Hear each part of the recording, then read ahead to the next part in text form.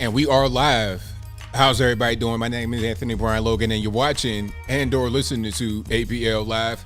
Thank y'all for joining me tonight. You could be almost anywhere in the world, but you're right here with me live on the show, and I appreciate y'all for that.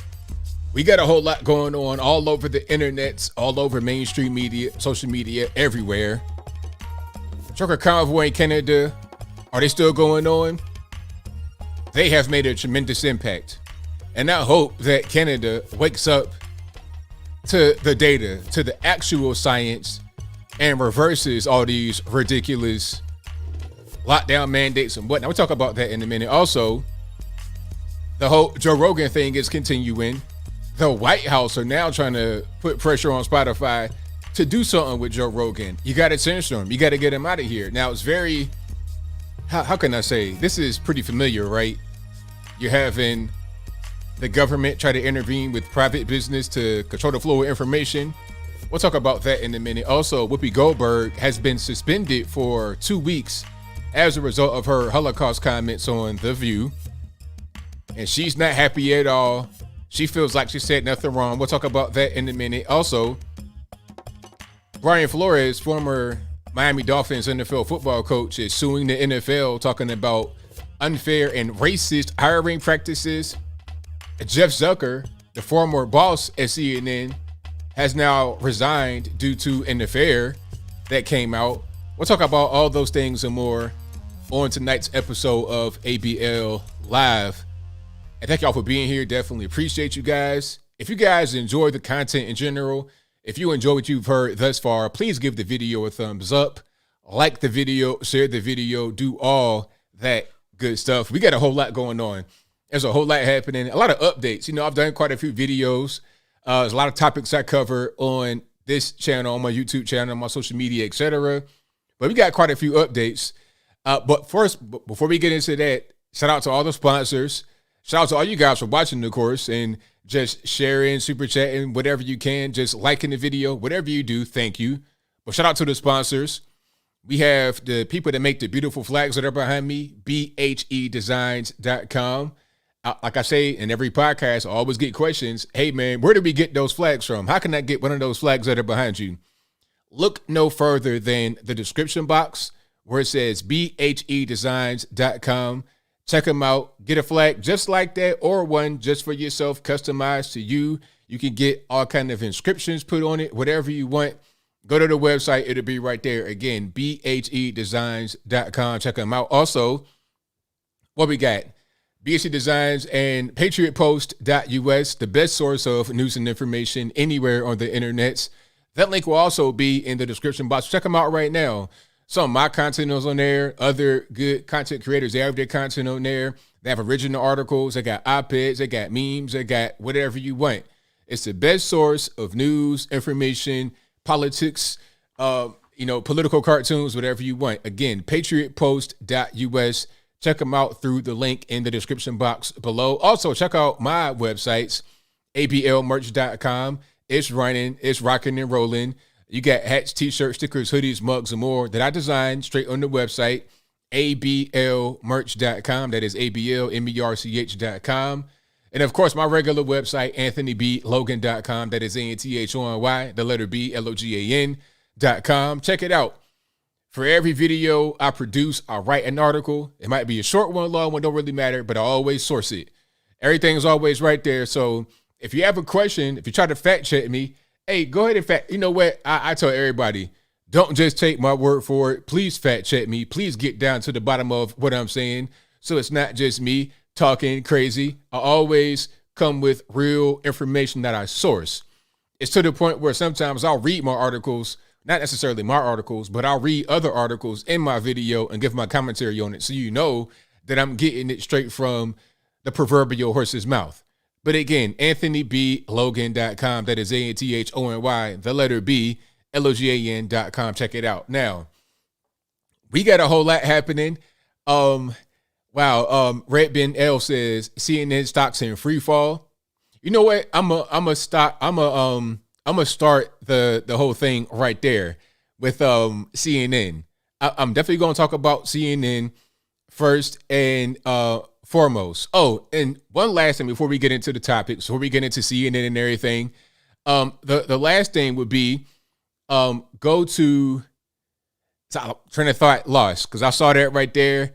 Oh, okay, I got it. I'm back on track. This is a podcast you're listening to right now. We're recording it live. Of course, you see I didn't edit that at all. I'll leave that right in there.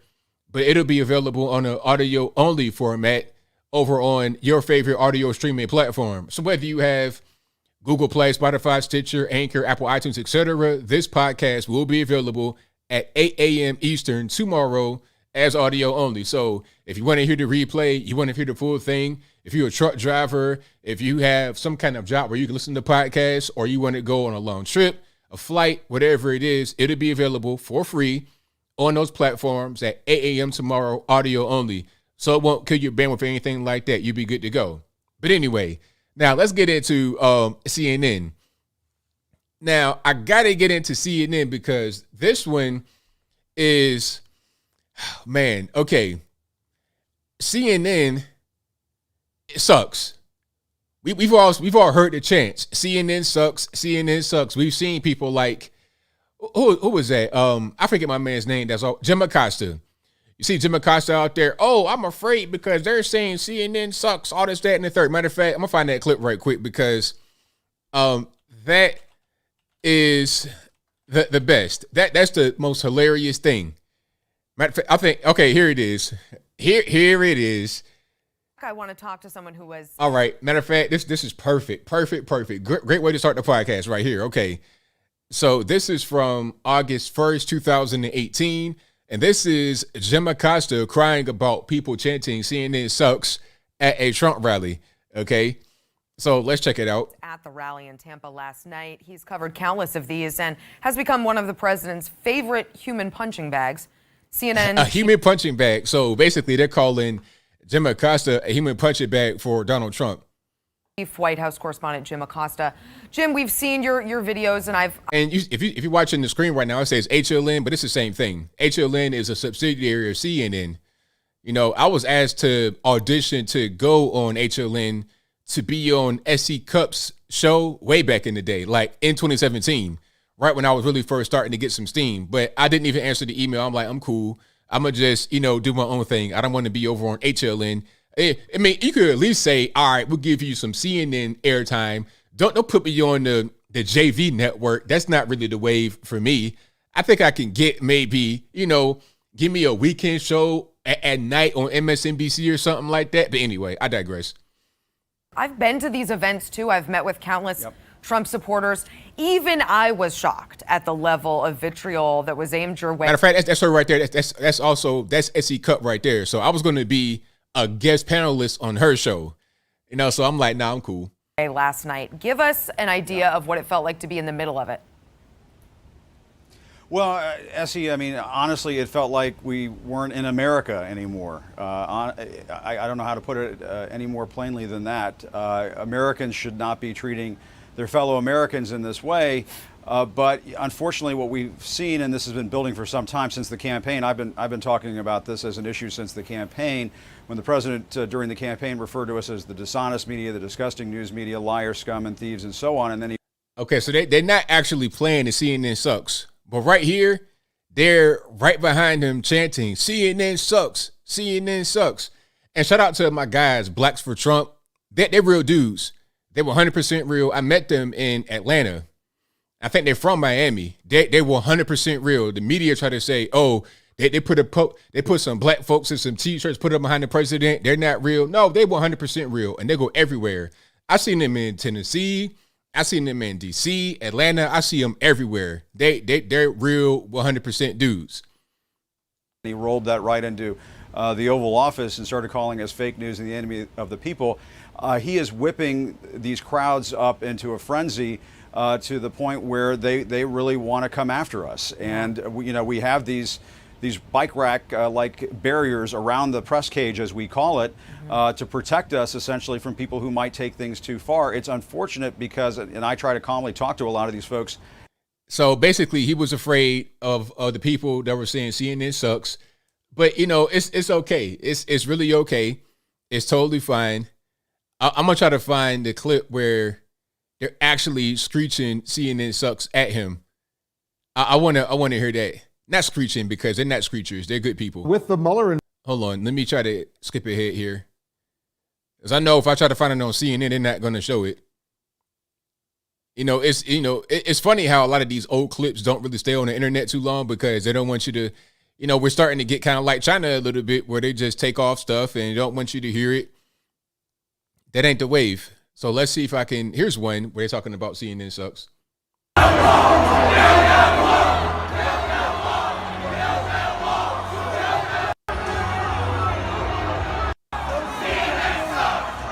There it is. There it is.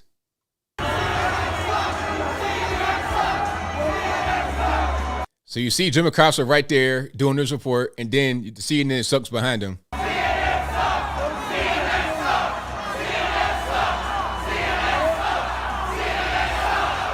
So basically, the whole point what I was trying to get at when I started playing the CNN sucks clip was that the network is trash. And it's really unfortunate because back in the day, they were a respectable network. You could look at CNN almost like a C-SPAN.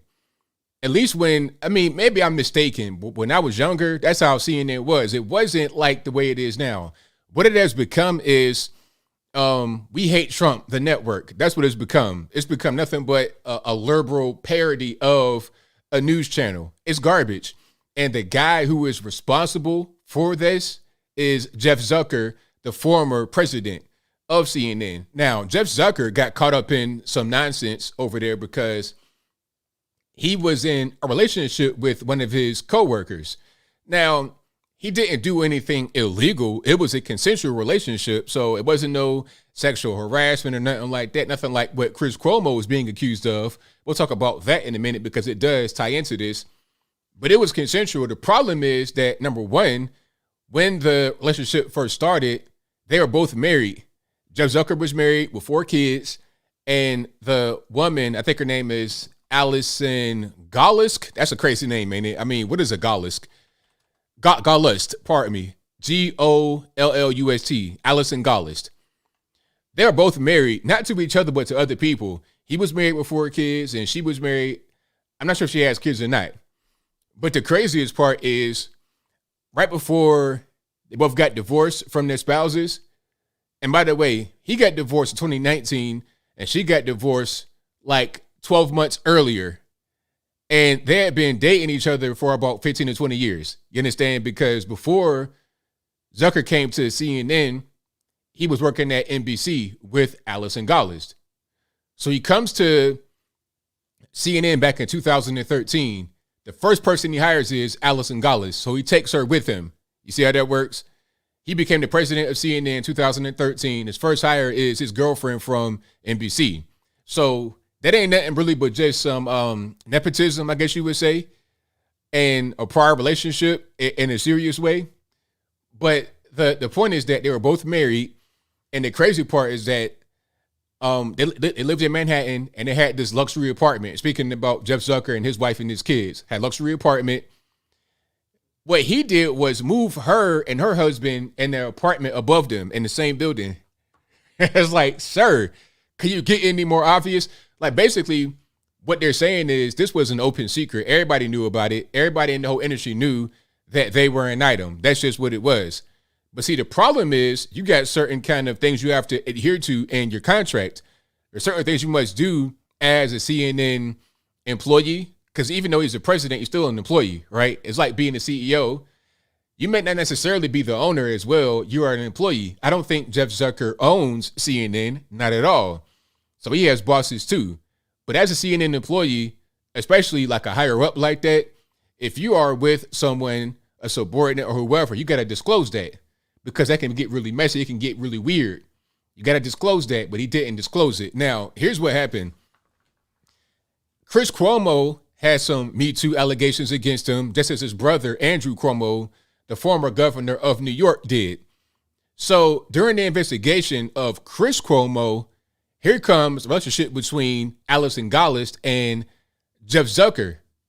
So they're like, hey, man, what's going on with that? Are y'all together? Are y'all an item? What's happening? You ain't disclosed that, so what's going on? So he had to admit that they were an item. They've been together for a long time. And the funniest part is that Zucker said they'd been together for years. You know, it had been building for years, the relationship. But she said we got closer during the virus, during the pandemic. I was like, ma'am, please stop. Don't blame this on the bug. Do not do that, because what were y'all not at home doing remote stuff? The whole CNN was at home. So what were y'all like, in the same apartment complex, kind of playing Monopoly and stuff at the crib where the kids were gone? Like, what's going on? How did y'all become closer during the pandemic when you have a job where everybody was at home? Were you guys the only ones in the office? Everybody was at home in New York City or Atlanta or wherever they were? I mean, come on. Stop playing games, right? Just stop the nonsense. Y'all had been together for years before you came to CNN.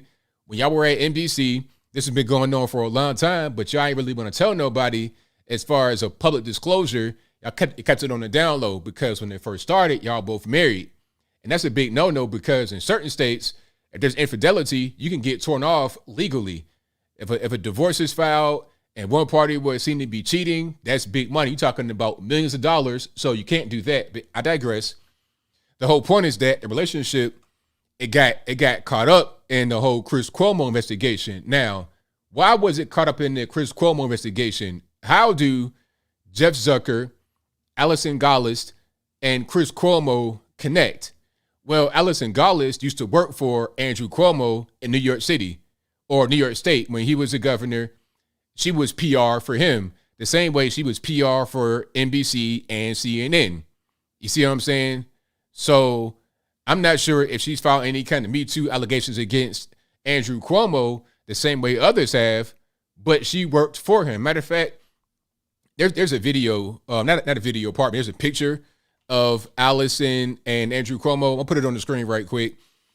And the picture, I think, is from back in 2015, if I can find it. Yeah, there we go.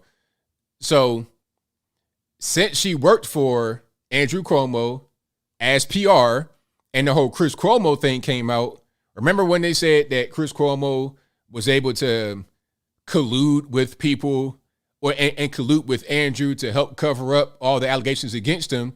Well, who was he getting counsel from? Who was he getting educated about what to do? Allison, that's her right there. It's Alison Gollust, and that's Andrew Cuomo. So when Allison's former boss's little brother, Chris Cuomo, gets in some trouble, and she works with the guy that can control whether Cuomo gets fired or not, she's saying, hey, don't fire my little brother, basically, Chris, don't fire him. I'm going to help him get Andrew out of some trouble, and I'm going to help Chris. That's what's going on. So Jeff Zucker is in a lot of trouble for this affair that he didn't disclose, and for helping Chris Cuomo cover up some of these allegations. Okay. They finally did fire Chris Cuomo, and Chris is trying to sue, and he's talking about snitching on Alison Gollust and Jeff Zucker. So there's a whole lot going on here. I think that Jeff Zucker's just a garbage. He's a garbage leader, basically. He ran CNN into the ground. Before Jeff Zucker, CNN was not as bad as what it is now. CNN completely sucks. The chants were correct. Jim Acosta was getting scared of the chants, but I think he has to understand now that what they were saying was the truth. CNN is garbage, and it's Jeff Zucker's fault. And you have a toxic work culture. Not only are you married with kids and your girlfriend is married with kids, not only are you having a girlfriend for like 20 years, y'all both married, you're also hiding allegations against your coworkers, against your friends and coworkers' relatives, which you also are fostering other people that have all these weird allegations against them. There was one guy, I forget his name. You guys know what I'm talking about. A guy named John, I forget his last name.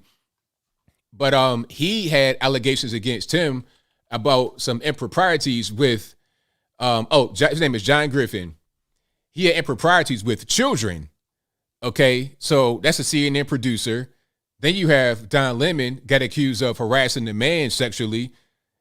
Then you have, who else? Jeffrey Toobin. I don't even want to talk about that. That part right there was crazy. Jeffrey Toobin, I mean, CNN, I've not seen so many allegations from one network before. You hear little things here and there from certain places. You heard it from Fox. You heard it from MSNBC. You heard it a little bit. But CNN, it's a whole. And my thing is, there's probably more. When there's smoke, there's fire. You got all these guys accused of weird stuff and cover-ups and illegal activity that they couldn't go to the penitentiary for. What more is there? I thought I heard it all when I saw the whole Matt Lauer kerfuffle. He was not a CNN employee, but Matt Lauer had like a button in his office. So if you were a woman that came in there, he would push a button and lock you inside his office. I mean, it's really crazy. But these are the same people that talk about, oh, you guys on the right, you guys are a cult, you guys need to go to jail, you guys are scary. I don't know about y'all, but personally, I'd be more afraid for my safety at the CNN headquarters rather than Fox News headquarters, because I'm not trying to have Don Lemon put his hands on me. I'm just not trying to have that at all. Okay, keep your hands to yourself, sir. Oh, I'm cool over here. I'm 100% straight. Do not touch me, sir. I'm not going to have that same problem over at Fox. I don't think so. I've not heard about anybody over there touching nobody crazy, not trying to harass no dudes. I've not heard about that. Okay, when you're talking about CNN, though, hide your kids and hide your wife.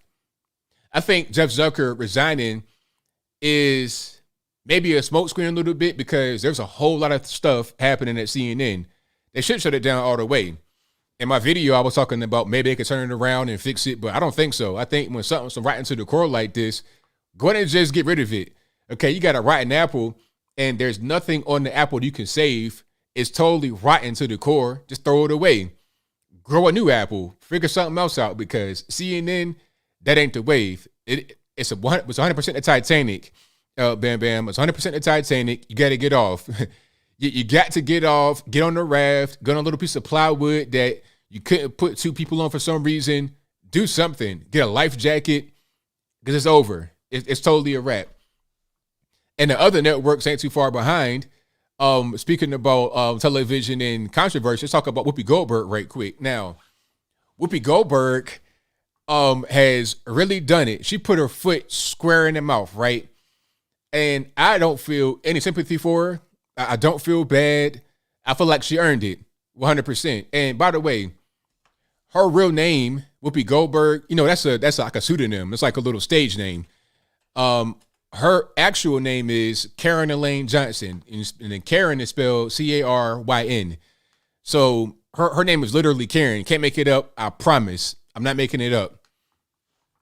But what she did was go on The View and talk about how the Holocaust is not about slavery.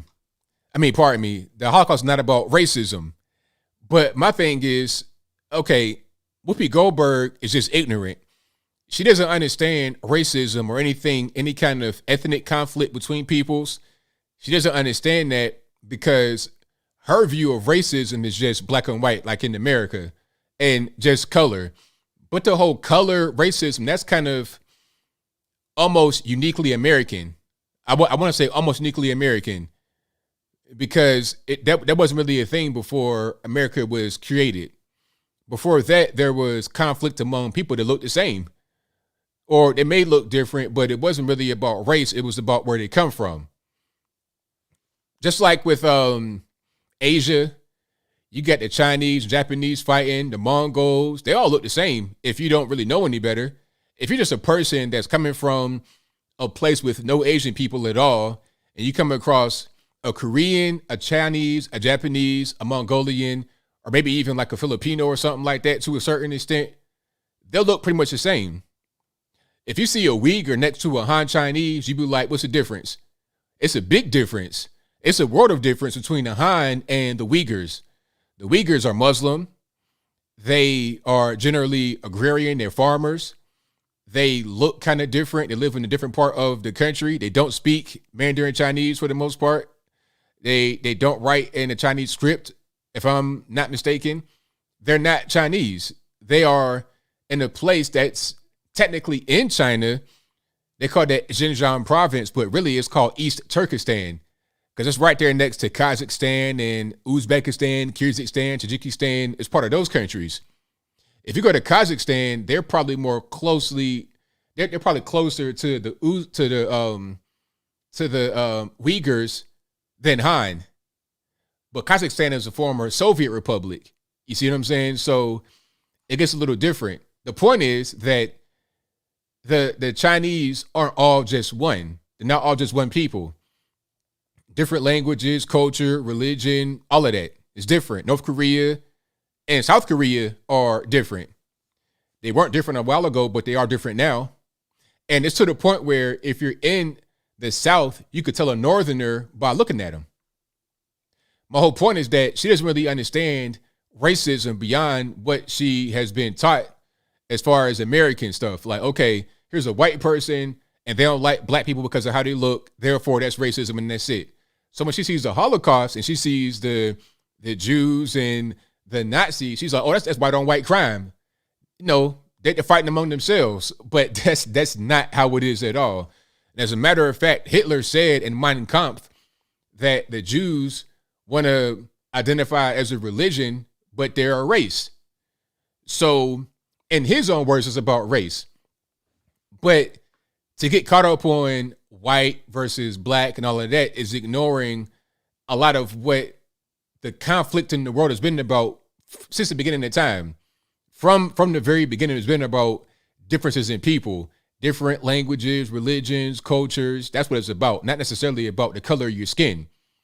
Okay, that's not really what it is. I mean, look at some of the great atrocities in human history. It's not been a skin color thing. You go to Mao Zedong, China, they're all Chinese, and it was his own people. You talking about the Bolsheviks, that's a different story, but they look similar color. Go to Africa, the Hutus and the Tutsis, tribal war. They look the same, but they're not the same.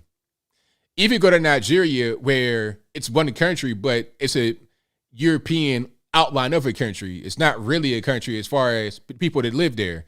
If you go way up north, you're like in the Sahara Desert. The geography is different. The food is different. Weather is different. The language is different. The dress is different. Everything is different.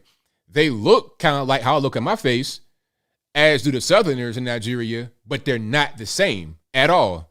That's why there's different tribes, religions, places where they live. That's what it is. So that right there, the comment from Whoopi Goldberg really upset quite a few people because she said that Holocaust is not about racism. It was about just white on white crime. So rather than firing her, which is what they would have done if she was conservative, they put her on a 2-week suspension. Remember Gina Carano, the actress? What was she like on the Star Wars movies? If I'm wrong about that, y'all let me know. But Gina Carano had put up it wasn't a meme, but it was a picture with words on it. I don't want to call it a meme because it wasn't really meant to be funny. Matter of fact, let me see if I can find that right quick. She mentioned the Holocaust as well, but it wasn't anywhere near what Whoopi Goldberg said. It wasn't like dismissing it as not being racist. It was talking about how that can happen and why it shouldn't happen, right? Okay, let me find that. Matter of fact, it was a tweet. I'll put it to you like that. It was a tweet. So I'm going to put it on the screen right quick, see if I can pull it up. It's kind of a grainy image, but you'll be able to get the picture once I put it on the screen. Hold on 1 second. Matter of fact, let's use this one right here. Same thing. Okay. So you'll be able to see Gina and also the picture. Oh, okay, The Mandalorian. Pardon me. She was in The Mandalorian. All right. Gina Carano. So that's her right there, Gina Carano. She was also, I think, MMA fighter. If I'm wrong, y'all let me know. But anyway, here's the tweet in question. Jews were beaten in the streets, not by Nazi soldiers, but by their neighbors, even by children. And there's a frown emoji. Quote, because history is edited, most people today don't realize that to get to the point where Nazi soldiers could easily round up thousands of Jews, the government first made their own neighbors hate them simply for being Jews. How is that any different from hating someone for their political views, right? So, and that's the whole thing. That makes sense. That's not dismissing the Holocaust or trying to minimize it or anything like that. It's just saying this happened because people were convinced that their neighbor, who who used to be their friend or their own, they grew up together, whatever, you're the enemy now. So now I got to fight you. I have to attack you. Okay, you're convincing a cultural war, a class war, religion war by those that are in the background, just letting y'all play it out. Y'all like toy soldiers or crash test dummies. For that, she got fired. She got fired and kind of blacklisted for that. You see what I'm saying? So, but Whoopi Goldberg gets suspended for 2 weeks. Now, Whoopi Goldberg is upset about being suspended because she feels like she was not wrong. Because she's saying, look, I'm black. I'm saying it from my point of view. This is what I think about racism. It's about a color thing. But she's not looking at it from other points of view. So she's mad about that. She's mad. She's infuriated. But I say that if you're going to have people like Gina Carano get fired for saying what she said, and remember Sharon Osbourne got fired too. Sharon Osbourne was just basically supporting her friend Piers Morgan for the whole Meghan Markle kerfuffle. Remember, Meghan Markle was making her her stink, trying to get famous more than a potential king of England, but different story. Anyway, when she was going around talking about, oh, I'm not happy being the princess, all this, that, and the third, Piers Morgan was like, come on, man, what is really going on? And he gave his 2 cents. What he said was considered racist by some, and Sharon Osbourne was like, it's not racist. He's not a racist person. For defending him, she got fired and blacklisted. But then when it comes to Whoopi Goldberg saying what she says, slap on the wrist, 2 week suspension, handle it with kid gloves. I guarantee you, if that was anybody conservative that said that, or some kind of way conservative, even if it was a person like Anna Navarro, who claims to be Republican, but it's not really, even if it was her, she would have got fired instantly. But because it's Whoopi Goldberg, she's a black woman, she's a liberal, and Black Lives Matter, I'll get a slap on the wrist, 2 week suspension. That's what's going on, 100%. And if we're going to have conservatives get fired for stuff like that, then she should also be fired. And my thing is, I don't think anybody should be fired for saying what they say. I don't think Whoopi Goldberg should be fired just for saying that, or Gina Carano or Sharon Osbourne or anyone else. However, if the standard is you get fired for saying something like that, have that same energy for everybody, not just some people, depending upon how they look, what their identity is, and things of that nature. That's racism. Let's not be racist. Let's just be the same for everybody. If I do something, I got to get held accountable the same as the next man. That's why the whole thing with illegal immigration gets under my skin, because if I commit a crime, if I do something wrong, I'm going to the who's school, I'm going to the penitentiary immediately, but the illegal alien does whatever he wants to do.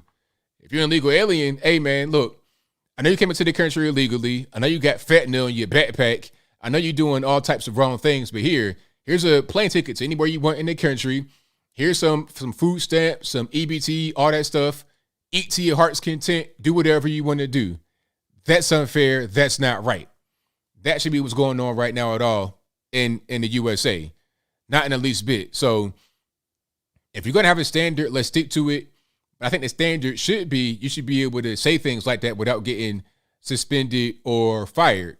And if you're going to get suspended or fired, let it be the same penalty for everyone, not just some people. But I digress. The whole point is, Whoopi Goldberg has been suspended for 2 weeks because of that. Now, my question is she going to come back triggered, butthurt, or whatever? Is she going to continue the conversation, or will she just be like, okay, I'll take that on the chin and move on in my life? We'll see. And how about her co-host? Are they going to stick up for her? Nope. Because right when she said what she said, they were trying to correct her. Like, oh, no, it's about race. It's about race and different people, the gypsies and the Jews. She wasn't trying to hear it. I'm right, y'all wrong. But now she got suspended. So, hey, it is what it is. You know, it's the same thing with LGBT. You're talking about the Jewish community or the LGBT is going to be a problem. Why? Because they have, they kind of control certain parts of society. Like the Jews have the media and the LGBT have entertainment. That's just the reality. Like music industry is mostly LGBT. If you are a popular recording artist and you're signed to a record label, half of the label is going to be LGBT. politics too, quiet as kept. If you go to DC, a lot of the staffers and whatnot, the permanent federal employees are LGBT because they don't really have families. They got a lot of time they want to spend. A lot of them are LGBT. So that's why there's so much LGBT stuff being pushed through the government, is because it's a lot of them right there. You know, same thing with all these books and stuff that have the LGBT stuff in it. It's because it's a lot of LGBT that write the books and go into education and things of that nature. It's not that many of them. We're talking about general society, but they kind of like are huddled in certain pockets of employment. That's kind of what's going on. So it is what it is. It is what it is. But I digress. We got a few more topics on deck. And if you like what you're hearing so far, please give the video a thumbs up, like the video, share the video, do all that good stuff. And I'm reading super chats here at the same time. I'm reading some of the chats. All right. So, what else we got going on? Oh, Brian Flores. Let's talk about Brian Flores. Speaking about racism and stuff like that. Exactly none of your business. 2 week paid vacation. Exactly Whoopi Goldberg. So speaking about race and things of that nature, Brian Flores is a black former head coach of the Miami Dolphins. And by the way, a lot of there's kind of a movement happening right now with people talking about who's a real black American, who's not a real black American. If your great grandma's from Haiti, you're not a real black American. You're a Haitian. Okay. Brian Flores is actually Honduran. He was born in New York, but his parents are both Honduran. He's black, but his parents are from Honduras. Okay. But anyway, so Brian Flores was the Miami Dolphins head coach, and he got fired after like 2 or 3 seasons. Now, he had an okay record. It was like right around 50-50 wins and losses, like right at 500 winning percentage. So he had an okay record. He didn't do bad as a head coach, but he was fired. So after he got fired, he tries to go and find a different head coaching job. Now, here's a little bit of context. There's only one, as of right now, black head coach in the NFL, and that's Mike Tomlin from the Pittsburgh Steelers. And he's been there for forever. And the Steelers are important because Art Rooney created the Rooney Rule, which says that you must you must interview at least one minority for your head coaching positions and other high-level personnel jobs on NFL teams. So if you got an offensive coordinator job open, a head coaching job open, you must hire at least one minority for those jobs. And now they've amped it up to where it's 2 minorities for each open job you got to interview. It doesn't say hire, it says interview. So even if you have your guy already selected and he's been kind of in the wings for years, it doesn't matter. You got to at least interview 2 minorities, whether they be a black person, just a non-white person, basically. But anyway, so he's going and interviewing, and he's realizing that some of these interviews are shams to satisfy the Rooney Rule. Of course, because, like, look, if I already got my guy, like, if I've been thinking about potential coaches for years, even while I have a coach, I'm going to get my guy when he's available. So the interviewing is not necessarily really a thing. I'm doing my background check. I'm making a relationship. I probably already know him. I'm going to go ahead and bring him on rather than dealing with you. I'll interview you because I'm supposed to, because of the Rooney Rule, but I'm not necessarily going to hire you because I interview you, right? So he's saying he's going on sham interviews. One interview, the guys were looking like they were drunk. They were out partying the night before, not really engaged with the interview.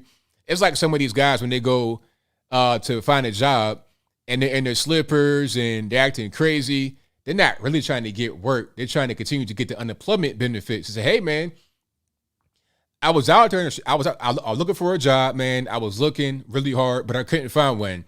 Nobody wanted to hire me. You ain't say that you went out there with some house slippers on and a torn up T-shirt with coffee stains and whatnot on it. You ain't say that part. You ain't say how you had no haircut in the past 15 weeks and you got a crazy crackhead beard. You ain't say that part. But you did go out and look, but technically you didn't really look because you weren't being you were not genuine in your search, right? That's kind of how it felt when it came to the interview process for Brian Flores. But I digress. So here's what happened. He gets a text from Bill Belichick saying, hey, man, congrats on your new job. No, congrats, man. You got a job for the New York Giants. But he hadn't even interviewed for the job yet. So Brian Flores texts back and it's like, hey, man, are you texting the right Brian? You want to text me or Brian Daboll, because Brian Daboll wound up getting a job. He's a white guy, obviously. One of these big country-fed, O-line looking white guys, right? He got the job. So it was like, you trying to text me or the other guy?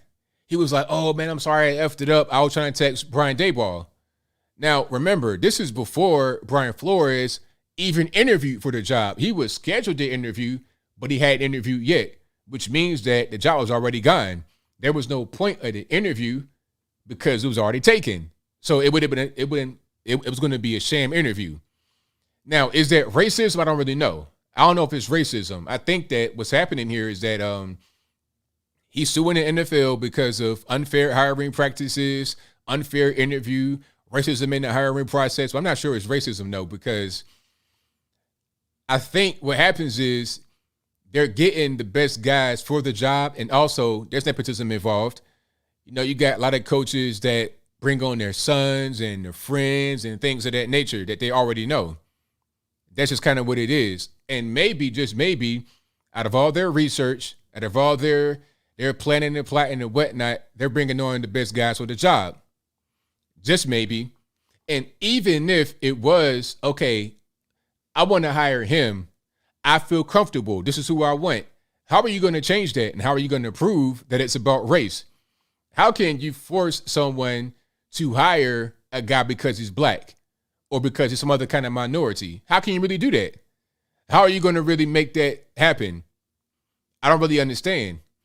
And the NFL, to call them racist is kind of difficult because 70% of the NFL is black compared to 13% population percentage in the United States. I think it's only like 20, maybe 15 to 20% of the NFL is white compared to their 70% or so population in the U.S. So there's definitely, a mismatch when you're talking about representation, but it's not seen as racist because I don't know. I guess it's not really a big deal. But it's funny because they say certain positions should be held by a black guy, but they don't say that about white guys. Most of the quarterbacks in the league are going to be white. Not all, but most quarterbacks are going to be white. Your Tom Brady, all these kind of guys are white. The best quarterbacks ever, white guys. You have some black quarterbacks, but generally the white guys are the top quarterbacks. That's seen as racist because there's not enough black quarterbacks, although blacks are 70% of the league. Oh, we don't get a chance. We can't be the leaders. But then when it comes to white guys, like let's say you have a white guy that's a cornerback.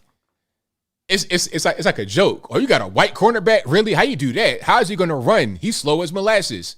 He's not going to be athletic. They'll say that about the white guy, but the black guy, it's cool when you get all black cornerbacks, all black wide receivers, all black defensive line, all black running backs, all black, mostly black linebackers. That's okay. But when it comes to the white guys being the quarterback, that's a problem. But nobody says most of these big 300-pound hogs in the O-line being white are a problem. It's because it's not a glamorous position. They get paid plenty of money. They get paid plenty of money, but don't nobody care about that because that's not glamorous to be in the pig trough, getting dirty. But you want to be the quarterback like Sunshine from Remember the Titans with the long hair from California. You want to be like him. That's racist if you don't have a black guy in that glamorous position. Same thing with the head coach. That's what it is. And then he was trying to say there's not enough black owners. It's like, what are you going to do about that? I mean, how can you really change that? Are you going to sell? Like, if I'm a guy, one of these billionaires that owns the NFL team, I'm not selling my team. Art Rooney is not going to sell. Well, he died a long time ago, but his family owns it. They're not going to sell. For what? Art Rooney had it, then Dan Rooney had it. Now the whole family have it. Why would they sell? It's like the Walton family selling Walmart. Why would they sell Walmart? For what? oh, we don't have enough blacks owning big corporations, sell Walmart to Michael Jordan. Why? Why would I sell Walmart? I would never sell Walmart. If I had a company like that, I would keep that forever. Okay, if I got kids, they're going to inherit it. That's the way it should be. So how you really going to bully your way in there to buy something like that, like an NFL team? How you really going to do that? And then the whole thing about nepotism and family doing favors for family, that does happen, but it's not a white thing or a black thing. It's just a people thing. You go to the NBA, that's rampant. I did my video earlier, and I'm talking about how you have all these different ties to NBA players and their sons being in the league. Look at Doc Rivers. His son played for him for years in the NFL on the Clippers. Austin Rivers. Your dad is literally the coach from the team you play for. Now, surely they could have gotten somebody else to play that position because Austin is an okay player. He's not the best player in the league. He's not like one of the stars. He's a good player, though.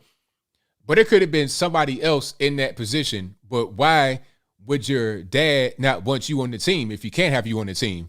Why not? Wes Unseld Jr. is a coach of the Washington Wizards. His dad is Wes Unseld, who was probably the most famous Washington Wizard ever beyond Michael Jordan. Okay, you have other guys that have their sons in the league, Gary Payton Jr., Tim Hardaway Jr. There's a lot of juniors in the league right now. And they're good basketball players, but how much of them being in the league is because of the basketball skill? And how much of it is because their dad was in the league or their dad is still in the league and they have these connections? They know people. Steph Curry, obviously, his dad is Dale Curry. Now, Steph Curry is a great basketball player, but I mean, I think Steph Curry had a leg up by having Dale Curry be his dad. Just maybe. I'm just saying, same thing with Seth Curry. I mean, that's kind of how it goes in life. So how can that be considered racism? I don't understand. So Brian Flores is suing the NFL. He might be trying to do a Colin Kaepernick, trying to get a little bit of attention from the media, trying to become a social justice advocate. He may be going down that road because he's still trying to get jobs in the league, and it's going to put teams in the weird position. You're suing the NFL while you're actively trying to become a head coach in the league. And he said that if he gets hired, he's not going to. It'll still keep on going as far as the lawsuit. So the lawsuit's going to keep going. You're going to be hired in the league. So how do we do with that? Why would I bring you on if you got that kind of drama surrounding you? And if they don't hire him, because there's already teams that said that he was in the running. I think it might have been 2 or 3 teams that said he was in the running to become the next head coach. He may not become the next head coach, but he might become. But how can they hire him now because of the lawsuit? And if they don't hire him, then it's, because he sued the NFL and you guys are racist. It's so dumb, but I digress. The whole point is that a lot of these guys that are coaches, GMs, or whatever may have gotten there because of relationships or nepotism or whatever, but that same thing happens all throughout sport, and it's not a black thing or a white thing. It's a people thing. I'm not saying it's necessarily right, but it is what it is. What are you going to do about it? You're going to make people not do that? I don't understand how that's really going to work. If I'm an owner of a team and I'm going to hire a guy, I'm going to do it whether you like it or not, because that's my decision. It's my team. It's my company. It's my money. Okay? That's just what it is. I mean, you can buy this team if I want to sell it, but if I don't, then you can't really say too much. As long as I ain't doing nothing illegal, and it's not illegal to hire somebody that I want to hire. And you can't say something about, it's not enough black folks on the team, not enough black folks being employed when 70% of the league is black. So it's just kind of dumb, but I'll move on. Anyway, we got a whole lot going on. There's still a whole lot to talk about. I'm reading some of the comments here. Oh, yeah, and the Washington football team are now known as the Washington Commanders. Enjoy that name. That's so dumb. As a kid, I'm from Virginia, obviously, and now I would go to DC a lot. Nobody thought the Redskins name was racist until recently when there was a bunch of liberals screeching about it on the internet to get attention. Natives are cool with it. Black folks are cool with it. White folks are cool. It wasn't really a big thing. When they would play on Thanksgiving, it's Cowboys and Indians. Good old time. Okay? And then You know what? If they're gonna change the name, it should have been Washington Football Team. Just keep it right there. WFT, Washington Football Team. That was much better. It was like real classy, like a nice cigar. Washington Football Club, something like that would have been totally better. The Commanders, it's like a arena football type league that you would have on a video game. That's not really serious. You know what I mean? Or we're gonna play the Commanders in Washington. We're gonna try to get a win, try to eke out a win. That's not very intimidating of a name, but I'll move on. So yeah, that's a new name right now, Washington Commanders. But we got a few more topics on deck. And Joe Rogan is still in the news. The White House are now trying to get Spotify to censor Joe Rogan. Let me see if I can find an article right quick. Just one moment. And again, thank you for being here. Definitely appreciate you guys. If you like what you're hearing so far, give me the thumbs up on the video. That'll help me out a whole lot. That will help me out tremendously. Let me find that article right quick that I had. Oh, here it is. So White House urges Spotify to take further action on Joe Rogan. Let me see if she says anything. Oh, okay. Here comes Jen Psaki with a quote.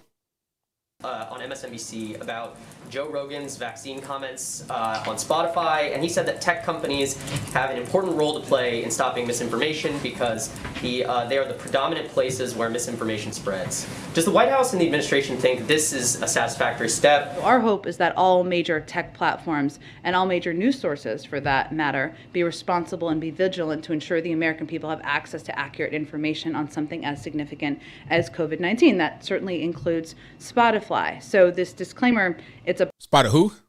positive step, but we want every platform to continue doing more to call out mis and disinformation while also uplifting accurate information. Our hope is that Basically, what Spotify did was add a disclaimer to some of the more controversial podcasts that Joe Rogan is on and others may be on their network. And the disclaimer would be something like, this is not the consensus from all the docs, blah, blah, blah. Basic little stuff like that. You know, just like if you're listening to a rap CD and it has explicit lyrics, you know, the little parental advisory, something like that. Discretion is advised. The same thing from before a TV movie. This movie is rated R. Parental discretion is advised. Something like that before a podcast come on. That, you know, they want that. And you can watch it beyond that if you want to. But she wants them to go above and beyond to the next level to be like, look, you need to just outright censor them. Now, she ain't say that part specifically, but what more can you do than to add a disclaimer?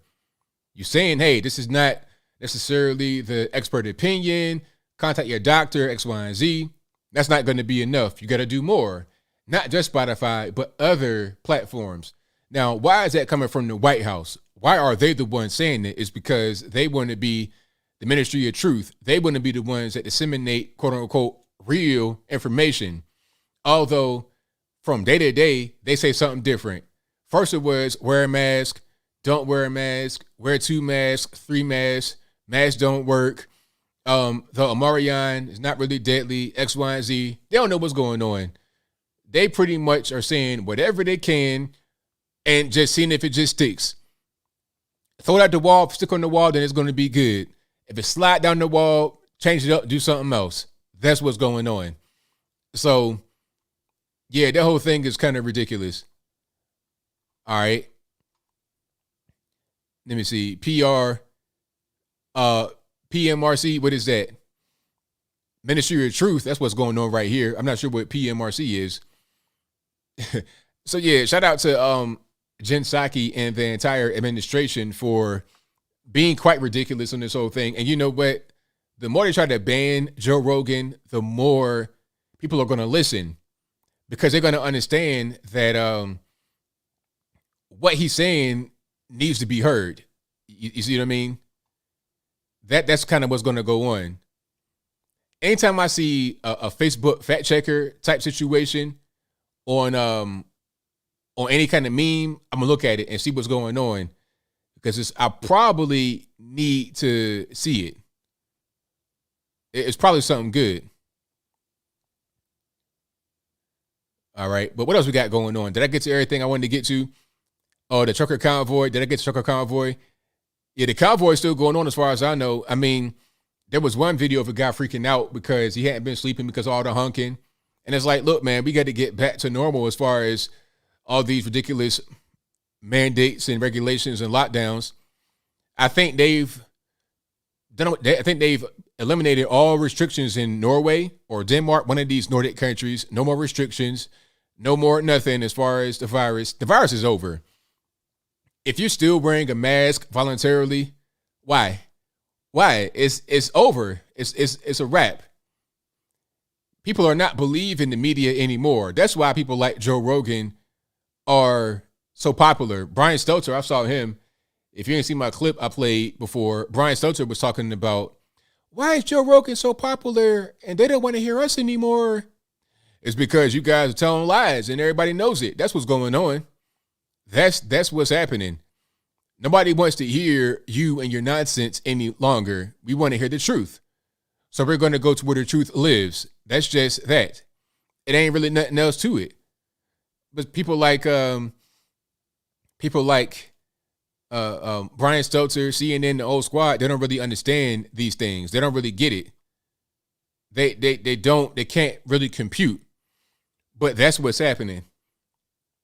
I'm trying to find that clip of Brian Stelter talking like that. Let me see if I can do it. But yeah, shout out to all the truckers though. I mean, without you guys, we don't have anything. The supply chain is going to come to an end. So I think out of all these protests and whatnot from the truckers and from everybody, there will be change in Canada and the U.S. as well. Now, see, where I live, we don't have all these ridiculous issues. It's not really a problem. Ain't nobody wearing no mask or nothing unless you want to.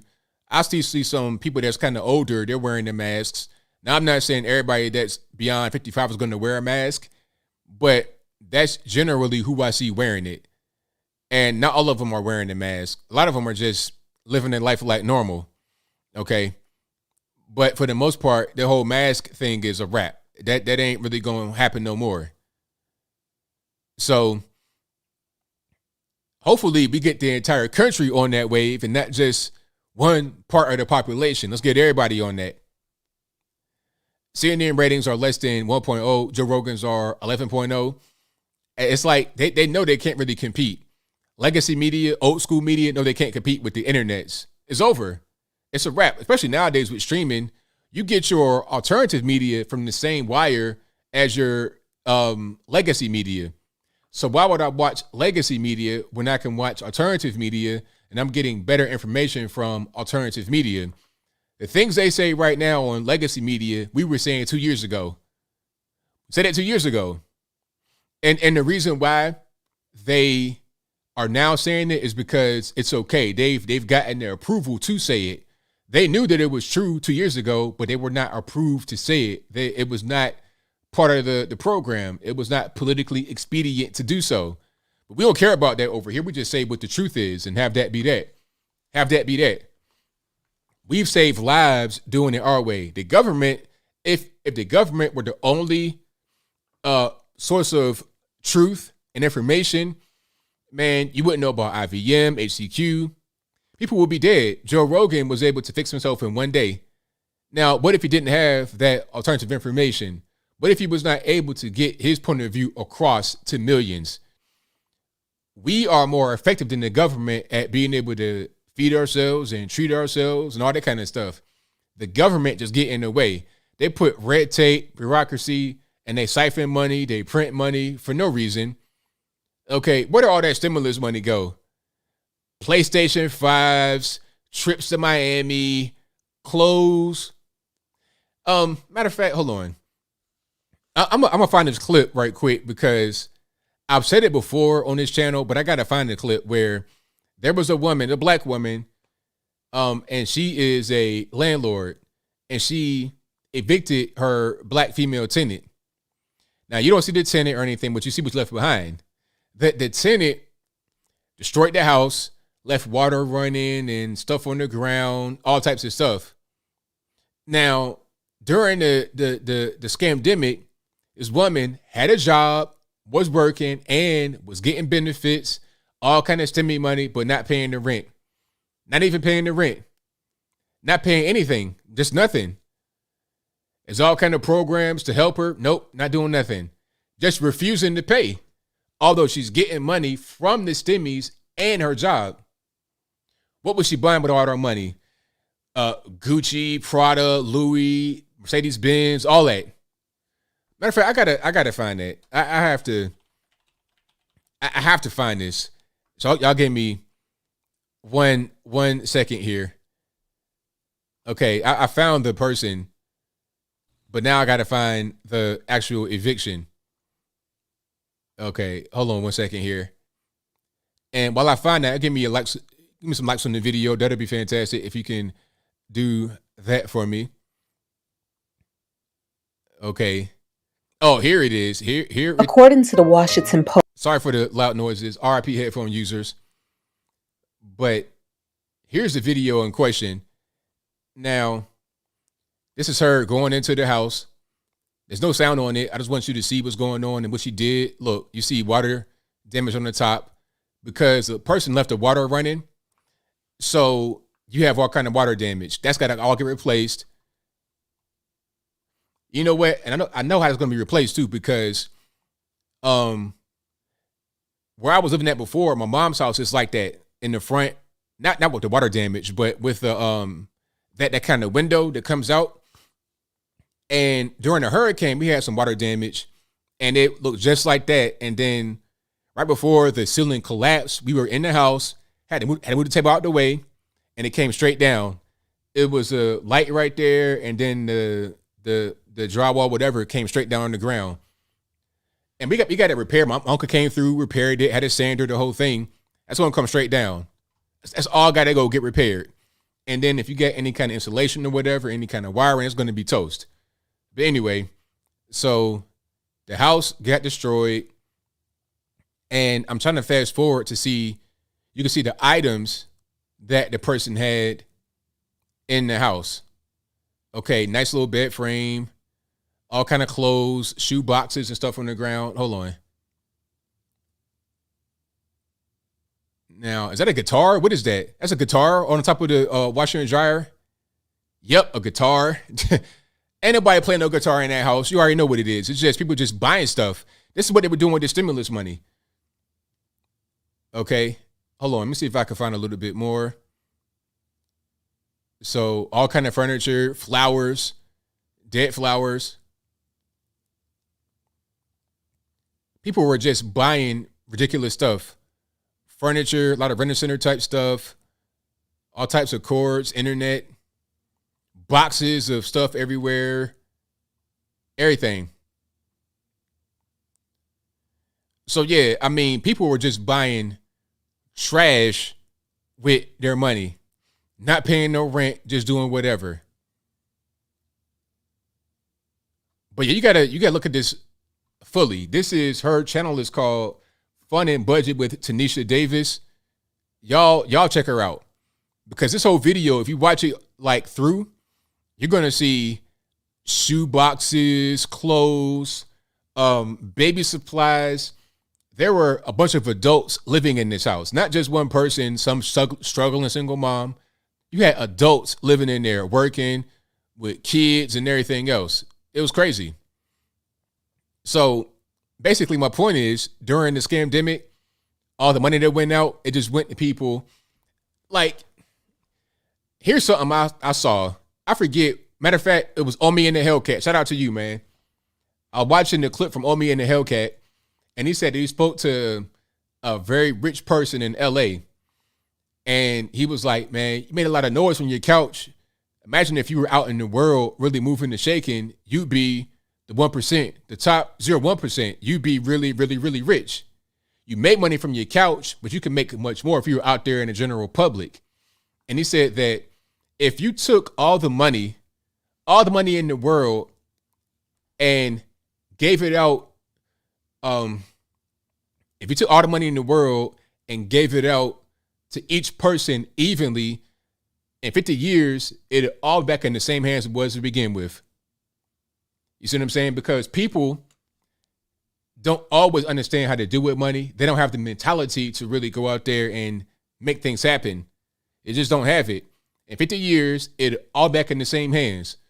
All the money they got from the stimulus, it went straight back to the government, to the stores. They spent it on trash and left the trash on the ground. It's like you go into the house, it's abandoned. All the excess, all the waste is on the floor.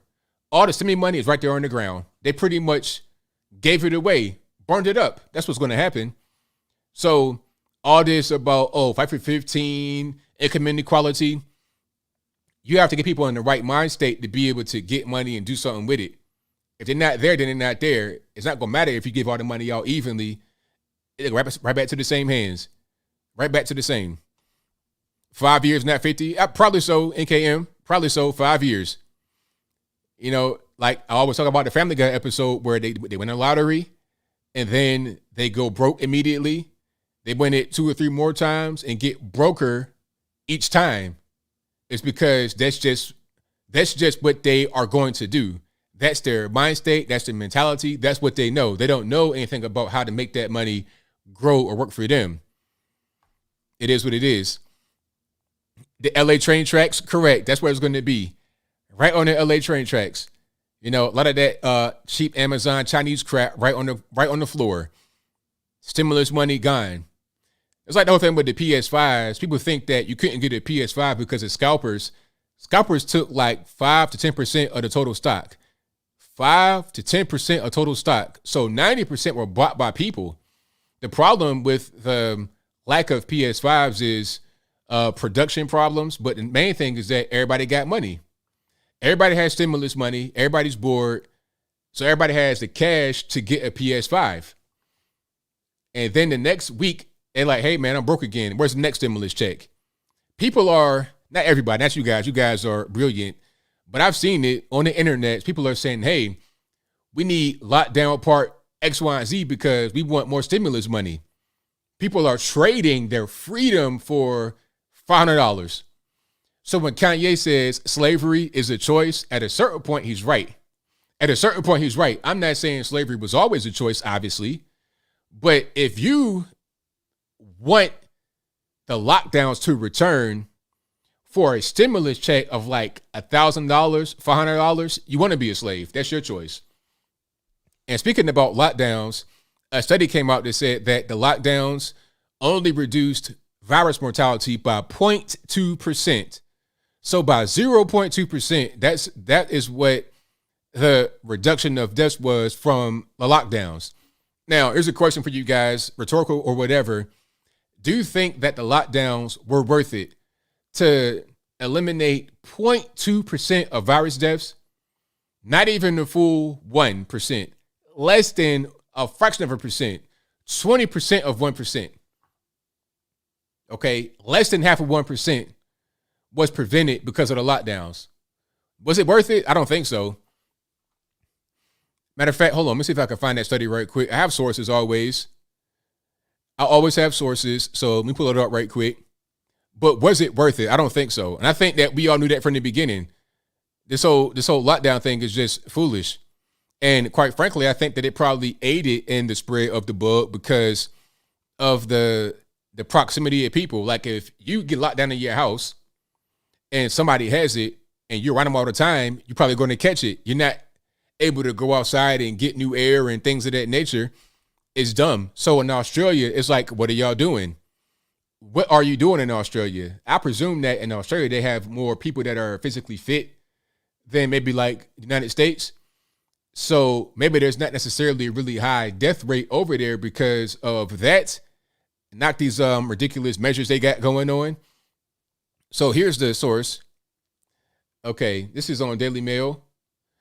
Lockdowns. Hold on, let me get this fixed over here. Okay, lockdowns, school closures, and limiting gatherings only reduce virus mortality by 0.2% at, quote, enormous economic and social cost, study finds. Okay, so they analyzed 24 studies, and they found that lockdown restrictions caused just 0.2% reduction in virus deaths. Economists who carried out reviews said border closures had virtually zero effect on the mortality, less than 0.1%. And they're saying that closing certain shops were the most effective, causing 10.6% fall. Even for 10% fall, was it worth it? For 10%, one out of 100. Well, not 1 out of 100, but 1 out of 10. Was it worth it? I don't think so. I don't think so. But definitely not for 0.2%. So here's a little recap. Masks don't work. Lockdowns don't work. So what are we doing? If you're still under a lockdown right now, you're still in your house and you still have not left since March 2020, it's time to go. It's time to leave. It's okay. The virus ain't going to get you. You'll be all right. There are Omarions out there doing their tap dance. Ice spots where the heart used to be. It's out there doing this thing. It's not going to really hurt you. The Omarion is the equivalent to a bad cold, allegedly, essentially. It's not the same thing that was out here in the beginning, like a scary Korean drama live action movie. It's not that anymore. So please stop. The study says it, the data says it. Let's just end it. And if you got little kids wearing masks in school, why? It doesn't work. The government came out and said it doesn't work. I think people just kind of, it's like a warm blanket. They kind of cling to it, makes them feel safe, makes them feel secure, but it is not an actual thing that makes a difference. You got to understand that. Okay. Oh yeah, and the vax, I'm not a fan of the vax either. So getting the vax, and then they want to restrict medication that has been around for forever, since the 1950s, that is generic and over the counter. Matter of fact, here's an image, if you've not seen it on my Facebook page already. Here's an image from an airport in Mexico. Now, this is, you already see what it is. You already see what time it is. You got the Z-Pack, IVM, and HCQ for sale. Now, the prices are kind of small here, but it's an airport. So understand that at the airport, things are heightened as far as price. You're going to pay $8 for a bottle of water in the airport. You understand what I'm saying? But a bottle of water it usually don't cost that much. So these are inflated prices. Now, what you have are the price in pesos and US dollars. The US dollar price is in red, pesos in blue. So Z-Pack, $47, $56 for a different kind of Z-Pack. IVM, $20 for a pack of IVM. HCQ for a pack, $72 in the airport, mind you. In the airport. Not even in just a regular pharmacy in Mexico, but an airport. Over the counter, no prescription, nothing like that. Just buy it. It's like getting Tylenol or something like that at a grocery store. It's the same thing. And it's been like that overseas for a long time. This ain't nothing new. So the question is, why can't you get it over here in the States? Why is it being banned? Why did they tell you that it was horse paste? Maybe it's because these are generic drugs. And to explain that very quick, if you don't really know, drugs can have patents for a brief period of time. After that, it becomes generic. Anybody can make it because it's a chemical compound. Make the compound, you put it into a drug, you can make it. That's just what it is. There's no patent anymore. So there's no patent on Z-Pack, IVM, HCQ. Anybody can make it. You can go to the store right now and get a lot of these types of quercetin, bromelain from random places. It's not just from one company. It's not like Pfizer having a monopoly on the particular vax. You can get these drugs from pretty much anywhere that are generic. These are generic, therefore, you can't make that much money on it because anybody can make them. However, the Pfizer vax and other things like that, they patent it. You can make buku dinero off of those, and you can charge the federales for it. You can write a blank check to the federales. You can increase your stock by an infinite number. So maybe, allegedly, presumably, that's why you can't have these things that are available over the counter in other parts of the world. Look at it at the airport. So imagine going to Hartsfield Jackson. You go to the little the one of these little stores they got, and you got that right there. Rather than having to get the vax. Interesting. Now they're trying to say that they want to get the vax approved for babies. Have you ever seen a baby die from the bug? there was one baby that they said died from the bug, but what happened was the baby had the virus in their system, but in reality, the mom, who was probably on drugs, smothered the baby. So the baby was killed. The baby did not die of the bug. But because the baby had the bug in the system, oh, that's a virus death. You see? So at this point nowadays, I'm not really paying any mind. They got this big crazy number, 800,000 deaths. We know that's bogus. Okay? Somebody gets shot in Chicago on some gang stuff.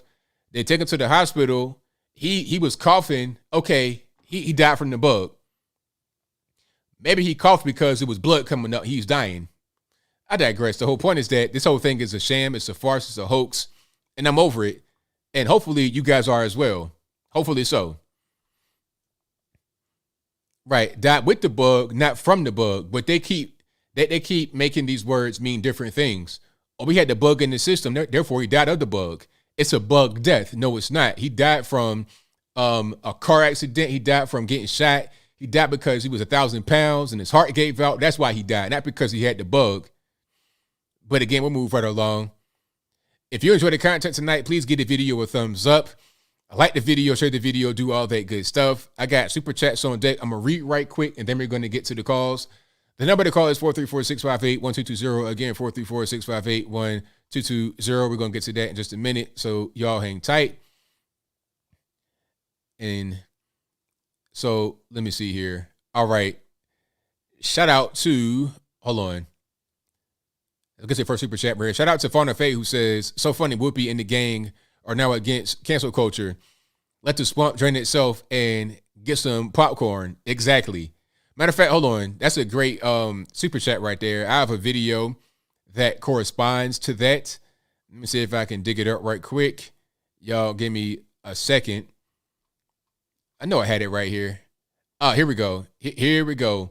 Here's our friend Mika Brzezinski from MS13DNC, aka MS NBC. And here's her take on the whole Whoopi Goldberg kerfuffle.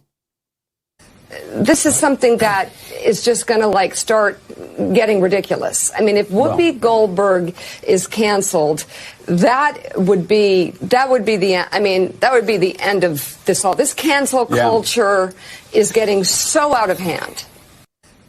But whose fault is that? Is it our fault? Is it your fault? It's not my fault. That's you guys doing it. You guys are engaging in cancel culture. And by your own rules, you have to punish her in some kind of way. So it's your fault. You guys are the ones that are engaging in it. So it is what it is. Don't blame anybody but yourself. If you want to find a villain, if you want to find the culprit, pick up a mirror and have a nice, hard, long look. How about that? But I move on. It's not a man. It's Mika Brzezinski from NBC. Not at all. The other guy was a man a little bit. You could tell, kind of. But she's not a man. Okay. So let's go to the next one here. Apple says, ABL, please give a shout out to your dedicated fan, John O'Keefe. John's blind, so cannot watch live. John listens to the podcast. One Eyed John nickname. Yeah, shout out to One Eyed John. Thank you for listening, man. Definitely appreciate you, boss. Glad you enjoyed the podcast. Hopefully I'm able to give you some good entertainment, good news, good all stuff. Thank you to Austin, who says, keep up the amazing work. Thank you for that. Apple also says, God bless MAGA Patriots in DC jail. Solitary. And Fauna Face says, the real was talking about the new pregnant emoji. Lonnie Love sold all the way out. Only one with logic was Garcelle. Men can't get pregnant, period. Exactly. Men cannot get pregnant. You know, and shout out to Rhonda Mary. She was on Jubilee. And they were talking about that. And the funniest part was when there were a bunch of men, biological XY men, arguing with her that trans men could be men or something like that. It was like, how you going to tell her? Like, how can you as a male tell this woman what it is to be a woman? Like, I don't really understand. Matter of fact, let me see if I can find that particular clip right quick, because we got to talk about that. And my thing is, look, just to be clear, whatever you identify as, that's fine. I ain't tripping. You know what I mean? You can identify as whatever you want if you're an adult, but don't try to act like you can be pregnant as a man. It's not possible. This is biology 101. It's not a thing that makes sense. When I was a kid, I was taught this. You can't just be like, oh, no, it's different now. No, men don't have ovaries or a womb, or we don't menstruate, nothing like that. It don't happen. So let's not play that game. If you are a woman identifying as a man, you're still a woman, period. All right, so let me see if I can find this particular, oh, here it is. Here is the, that's her right there, Rhonda Mary. Y'all follow her on the YouTube, great YouTuber. Let me see if I can play some of this. Trans men have affected legislation that harms trans men getting the resources they need. Trans women are women. 3, 2, 1, go. So if you can't watch this, the funniest thing about this on Jubilee, they have this thing where they ask a question. Everybody starts in the middle of the room. And if you strongly agree, you move to the right. If you disagree, you move to the left. All the men, or those who identify as men, move to the right. So they strongly agree. Women move to the left. Okay. Because they know that being a woman is more than just saying, I'm a woman. They know that's not how that works. I think we're all just positioned here based on our political beliefs. Political beliefs? Political beliefs? What you talking about political, sir? Ain't no political. This is just biology. On the left side, you have women that understand what it means to be a woman. On the right side, you have men, and the one trans person, the person with the Gambit from X-Men jacket on, is a trans person. How we see the LGBTQ. I mean, I think it's also this guy right here. I mean, soft as butter. Look at his T-shirt. Men can be feminists too. So soft. split between, all the men are on that side and all the women are on this side. I know, being a woman, that there are certain things that we have to deal with as women that people who are not, biologically women don't have to deal with. I mean, we have to deal with having our periods and go through that really awkward stage when we're 13, and people who are, trans women don't have to go through that. Trans women live their entire lives as women. They don't turn it off. It's not something that they're turning off, and then to come up to them and say, oh yeah, I see you're doing this, but what does it mean to live as a woman though? Like, if you are a man and you now become a woman, what does that really, how do you really quantify? How can you really say what that is? You're not a woman. It's kind of insulting. How do you live your life as a woman? Because every single time somebody says that, they name the most stereotypical things. It's like putting on a dress, putting on makeup. It's biological. I was born a woman. I can't be a man. So I can't be a man no matter how much I try. I can't be you. And it's just, chromosomes and that's it. Are the differences just chromosomes? It's like, sir, do you understand? You are a male arguing with a woman about what it means to be a woman. How do you really know that? How can you really tell her what's going on? I know that there's differences, but I can't really understand what it means to be a woman because I'm not a woman. I'm an XX male, period. I don't have all the things y'all got going on as women. I don't have it. Okay, I just don't. Just having children, that's so hurtful and discriminatory against women, because femininity and womanhood is so much more than just getting dressed up and putting on makeup and just the way I feel. It's who I am on a biological level. Right, so for you, it is the ability to create life, and that's basically what makes you a woman. What makes you a man? Or would you consider yourself a man? I probably should. Yeah, I was born a man. I behave as a man. I carry myself through society. So what would I have to do to be a man like you? I want to be a man now. So we can both agree that our society has things that men generally do, things that women generally do, right? So basically, your activities, whatever your activities are, like you like to go fishing and hunting and stuff like that, that makes you a man. So you can't be a woman and do stuff like that, okay? And by the way, Rhonda Mary is like a big gun advocate, big Second Amendment advocate. That's her right there. So if she's going to the range and shooting with the men, Does it make her a man? I don't really understand how that makes any sense. You could be a woman and shoot guns too. It's not really a gender specific thing. To As be a man? a man like you. I want to be a man now. So we can both agree that. So this person right here is a trans person, obviously. You can see like trying to be real hard and you know what I mean, like a big security guard. But usually when you have trans women, I could tell, or trans men, if something's a little off, I can tell. Usually. Now sometimes I can't tell. You got these big, you know, brother looking women. Sometimes I can't really tell, but normally I could tell when you start talking and your physical stature. I can usually tell if you are trans or something's a little bit different. Usually, but sometimes I can't tell. Y'all be doing too much. That our society has things that men generally do, things that women generally do, right? If you start to fall on one side of the spectrum versus the other side of the spectrum, then you're going to be treated as that gender. I think it's a little obscure that we're looking at it as such a basic requirement, more so that, I mean, humans are much more evolved than any other animal, so why are we still using just the requirement of, what? Well, that person has a penis, he's a male, or that person has a vagina? Sir, what? I mean, come on, man. Like, let's stop though, because it evolved in what way? Like, we still at the core of it, at the core of biology, you got to have to reproduce, to live, to continue life. You got to have the male and the female. Ain't no way around it. Okay, 2 females, it ain't gonna happen. 2 men, it ain't gonna happen. Somebody got to be, you know, the birds and the bees talk is gonna be the birds and the bees talk to the end of time. Until they can create some kind of artificial womb or an android that can give birth, is always going to be male and female, period. That's how it works. And nothing else, you can't, ain't no way around it. Or female. I think you're a masculine woman or a feminine man. That doesn't make you that gender. And to try to like deny just basic biological facts, we all learn this in high school. Like, let's stop acting like it's something new and different now because it's like the hip thing to say. Facts. Okay, you guys got to watch that.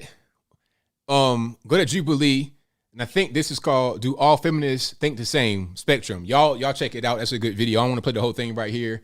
So shout out to Rhonda Mary for her cameo on that, and the women that were with her that were making some common sense. That was really good. So shout out to them. The guys on the other end of the panel, I don't know what's going on, man, but that ain't really the wave. You know, be a man. How about that? And tell the truth. Be honest. Don't lie just because you want to, you know, being cool and cool with the cool kids. But anyway, I move on. Apple says, Patriot Freedom Project to help MAGA patriots. Ray Epps repent your sin of treason and tell the truth. NSA deep state stooges revealed for January 6th. ABL, if money were no object, which would you prefer? Leonardo DiCaprio yacht or Miami Vice speedboat? Also, what is your favorite sea creature? Shark? The most random questions. Give me the yacht because I'm not really a fan of speedboats. I like the yacht more like a house or like an apartment or something on the water versus a speedboat. I ain't trying to, you know, fly off the speedboat and break my neck. But my favorite sea creature, I don't know. Like the whales, like the dolphins actually, because the dolphins are aliens. But that's a different story. I don't want to go down that road. But shout out to all the dolphins. He also says, what were your favorite books when growing up? That's too many to name. I'll be talking for forever. I had a bookcase full of books when I was a kid. I like to read books that were entertaining. You know, I didn't really like reading academic books like that because if I wanted to know something, I would go to the library and find it. And now I go on the internet and find what I want.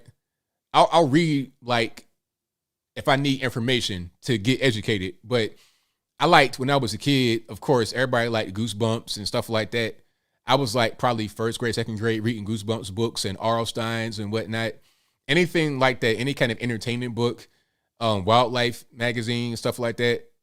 When I was a little kid, it was Highlights. Remember Highlights way back, like in the 80s? That was my thing way back then. But yeah, I like to read books for fun. And as I got older, I started to read books just to become more informed about certain things. Right, that's pretty much what it was, but that's a different story. Dolphins are aliens, and I'm gonna stick to it. I don't want to say that. I'm kind of being funny, but I think dolphins are just very intelligent creatures. They, you know, a shark is just going to straight bite you and kill you, but a dolphin is like, it's like a dog in water. If that makes any sense, You could train dolphins. It's really cool. Shout out to all the dolphins. Let me see. Also, Apple says, remember when CNN had conservatives like Pat Buchanan, Robert Novak, and Fred Barnes? Good times. ABL, who is your favorite TV conservative? Jesse, Tucker. Jesse, for sure. Not Jesse, pardon me. Tucker. Tucker. Jesse too, but Tucker's my man. 100% on TV, for sure.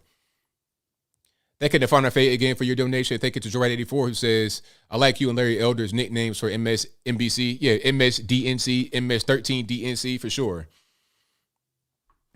The Watchtower. No, I was not Jehovah's Witness. I never got the Watchtower. Not at all. Not at all. I would see the Watchtower in like the eye doctor's place or whatever, but never like, we never had that in the house. Let me see. Ian Kinney says the problem with Judge Zucker resigning is this question: who is he going to be replaced with? Someone more balanced or someone more woke? That's a good question. That was kind of my thought process when I was doing the video. It's like, okay, after him, then who? Where are they going to go? Are they going to go in the more balanced direction, or are they going to continue down the woke path? They probably will keep being woke because that kind of works for them. If they go more balanced, then they are not going to keep their base that they've grown over the past few years. So I would say sell CNN or do something. I don't know what you're going to do, but if they keep going down this road, they'll eventually crash and burn. It's a matter of, are they going to crash now or crash later? I would say go ahead and crash now and rebuild from the ground up, but they'll probably crash later and not rebuild anymore. Okay, so that's kind of what's going on with that. Thank you to Wolfgang Dial, who says Nazis hated Jews, target group, and Jewish science, target beliefs. Example, anti-vax, anti-science. Thank God we got Einstein, and they didn't. There you go. Thank you to Silas, who says African ethnic conflict is likely why Whoopi's ancestors were enslaved and why she ended up in America. Probably some Arabs involved as middlemen. 100%, of course. Of course. You know, that's why when people talk about reparations, I'm like, from who? You talking about from the Africans that sold you in slavery to begin with? You talking about the Arabs that were involved with it too? The Europeans that brought you when you were already pretty much packaged up? It's like, okay, you're going to blame the Amazon driver for driving the package from point A to point B. How about those that packaged the package to begin with? How about those that put the package in the, like, it's a whole big thing. It's a slave trade. It wasn't just a slave kidnap where the white man came to Africa, put a bunch of black folks in the fishing net, like how they showed on Roots, and put them in the boat. That's not what happened at all. It was a trade. The African tribes would go and conquer other tribes, and rather than just straight murdering them as they normally would do, they put them in the castle that the white man built, had them there for a while, and when the white man came, they were already chained up, already shackled, ready to go, put on the boat, and they were traded for items, spices, an umbrella. I was watching my man Dynas, shout out to Dynas Demir on YouTube, and he was at one of these old castles talking to people that were right there, the tour guides, and one of them said that an umbrella would go for like 20 humans, an umbrella. Now, it wasn't like the umbrella you would see today, like with the plastic and whatnot. It had a bunch of, you know, like quilts and stuff, but still, it was an umbrella. One umbrella, 20 human beings. So whose fault is that? If you're going to blame one, you got to blame all, not just one. Also, thank you to Joe Wright 84 who says, ironically, the Democrats, Whoopi, haven't paid attention during history class because CRT is and wokeism isn't history.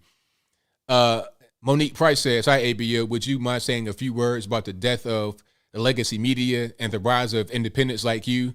Where do you see it in 5 years? That's a good question. I think legacy media was going to die because of the internet being so accessible. Like I was saying earlier, it comes from the same wire. You got the internet coming from the same place that the mainstream media. So if you're able to have access to both at the same time, and you're watching the mainstream media and you keep seeing lies over and over again, you turn to alternative media, you're being told the truth, you're getting valuable information, people are going to naturally gravitate toward independent media. And nowadays, the kids growing up do not watch TV. They're not watching. Kids don't watch Fox News at all. If you watch Fox News or CNN or anything like that, look at the commercials. I was told a long time ago because I'm in advertising and graphic design. And one of my classes, the teacher said, if you want to see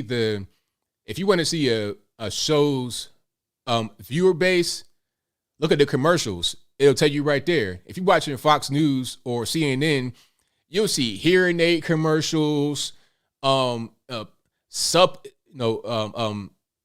diet supplements, all kind of stuff like that for people that are kind of older. It's not going to be anything targeted toward young people because they're not watching. They're watching Instagram, TikTok. People watch the Shade Room on Instagram, which is just mostly pictures and stuff like that, more than CNN. They listen to Joe Rogan more than CNN or Fox or NBC or anything like that on television. It's a shift happening right now. It's more online, less of this old school cable stuff. That's going to die. As people get younger and younger, that's going to be done. Because if you're not 50 years old, you're not watching that. But I move on. And in 5 years, as far as alternative media, we're going to be the go-to. Legacy media will be dead. Same thing with newspapers and stuff like that is going to be done. 100%. I think it's a Daryl Alexander who says it was about power, nothing more. Justice Smith says there's a difference between race, ethnicity, and nationality. Josh Foss says, hey, ABL, so the Anti-Defamation League changed the definition of racism to the marginalization or oppression of people of color based on a socially constructed racial hierarchy that privileges white people. Who knew only whites could be racist? Exactly. You know, they do that because we look at dictionaries as a reference tool to give words meaning. So when you change definition, you're able to change what words mean. Therefore, you're able to fit certain political narratives. When I saw that, I'm like, okay. And I saw a guy cite a dictionary. I'm like, a dictionary is no longer a good source for defining words. Imagine that. It's going to get to the point now where you got to have a real dictionary. Now you got Urban Dictionary. Now you got to have a real dictionary to truly define what words mean nowadays. You see what I'm saying? Greg Brown says the Pooh versus the View is just that. Karen will get her $97,000 a week while on suspension. So Whoopi Goldberg makes almost 100 bands, as the cool kids say, per week. Good grief. Network appearance is their concern. Dent Machine Company says, I caught you on Latham Spaces. I didn't know you were suburban. If using common sense and having a civilized discourse with people of opposing views is suburban, then I'm suburban too. Suburban, well, I'm in the suburbs now. I'm in the suburbs now at almost 40 years old, but I was never that my whole life. But that's funny, though. I think it's weird because a lot of the people that talk about, they try to downplay intelligence are just kind of slow. And they're probably suburban themselves. It's really weird. It's a weird thing. Thank you to Daryl Alexander for the donation. Thank you to Tom Youngjohn II. Thank you to F. Ranger Xbox who says Whoopi wouldn't that make a boil on Carol Swain's backside. Front of her face says Rudy Giuliani was reviewed on The Masked Singer and Robin Thicke and Kim Jong walked out of the room. Really? Wow. That's crazy. That's crazy. And oh yeah, Washington Commanders, super trash. That's crazy though. I mean, Giuliani was a hero during 9/11. And before 9/11, he brought New York City from the ashes. New York City was looking like Baltimore at one point. It's going back to that right now, but at one point it was down bad. Giuliani came in and tightened it up real quick. Stopped the crime and the drugs and whatnot. Even guys that were in the streets back then know what he did. He fixed up the place. But because I guess he's conservative or whatnot, they want to. People are so fake and soft. Founder Face says, I can't believe I'm seeing more support for the bogus voting bill. Question, who didn't vote in 2020? Us black people do vote. Wake up, liberals. You had the most votes ever out of any election ever, but yet we're talking about voting rights and voting restrictions. How? Tell me how. Blood123 says, New York State Democrats are trying to gerrymander my district, NY22. New York lawmakers are restricting redistricting maps that boost Democrats. Washington Post. Monique Price says, you see Meg and Harry jumping in the Rogan convo. They already did. They said something like that, but it wasn't necessarily a direct thing. It was kind of a sweep. It's like a little, hold on, let me see if I can find the actual quote. Just so I don't say the right thing. Okay. So they sent a warning. Let me see if I can find it right quick. They expressed their concerns. So I guess basically if they keep Rogan, then they may leave. They got concerns. But who cares? Who's their podcast they have no content really. They have no content. Don't nobody care. It's like, go ahead and leave. Nobody's watching Spotify for Meghan and Harry. Yeah, I said Meghan and Harry because Meghan is leader of that relationship. That's just what that is. How you leave? You are royal blood of a family that's been around for like 1,000 years. You're royalty. And you leave because your old wife. I'm getting triggered, so I digress. But yeah, that whole thing is Harry's terrible. He's terrible. That whole family is kind of just, kind of dysfunctional. But anyway, thank God for my man, the other son, because if it was about Harry by himself, it wouldn't go nowhere. You be talking about bringing in some random person to be the king rather than Harry. Halliburton for Life says every time Jen Psaki talks, the hole in the ozone layer gets bigger and bigger. I lose some brain cells. Front of the Face says, shout out to Nick Cannon for being a stereotype in the middle of this ridiculous manufactured race war. Got his 8th baby by 6th baby mama. Shaking my head. Yeah, that was crazy. And now you celibate. It's like, sir, you got a whole football team of kids. Now you want to be celibate? Stop playing. Dent Machine Code says, lots of posts I see kids supporting the truckers. Hope signs obviously written by adults. I think it's creepy to use kids to push any agenda. Thank you to Josh Foss, who says the Flores lawsuit against the NFL is actually glorious to see play out. The NFL made this bed with their stupid rules and woke BS that they try to ram down everybody's throat. Now it's coming back to bite them in the rear. 100%. Boomhauer says, did you see the video on the superintendent saying he wants to mask 2-year-olds, teach them compliance? I have the video. I can send it. 100 ABL is news. Yeah, send it to me, man. You know the email. contact@anthonyblogan.com. Yeah, send it to me.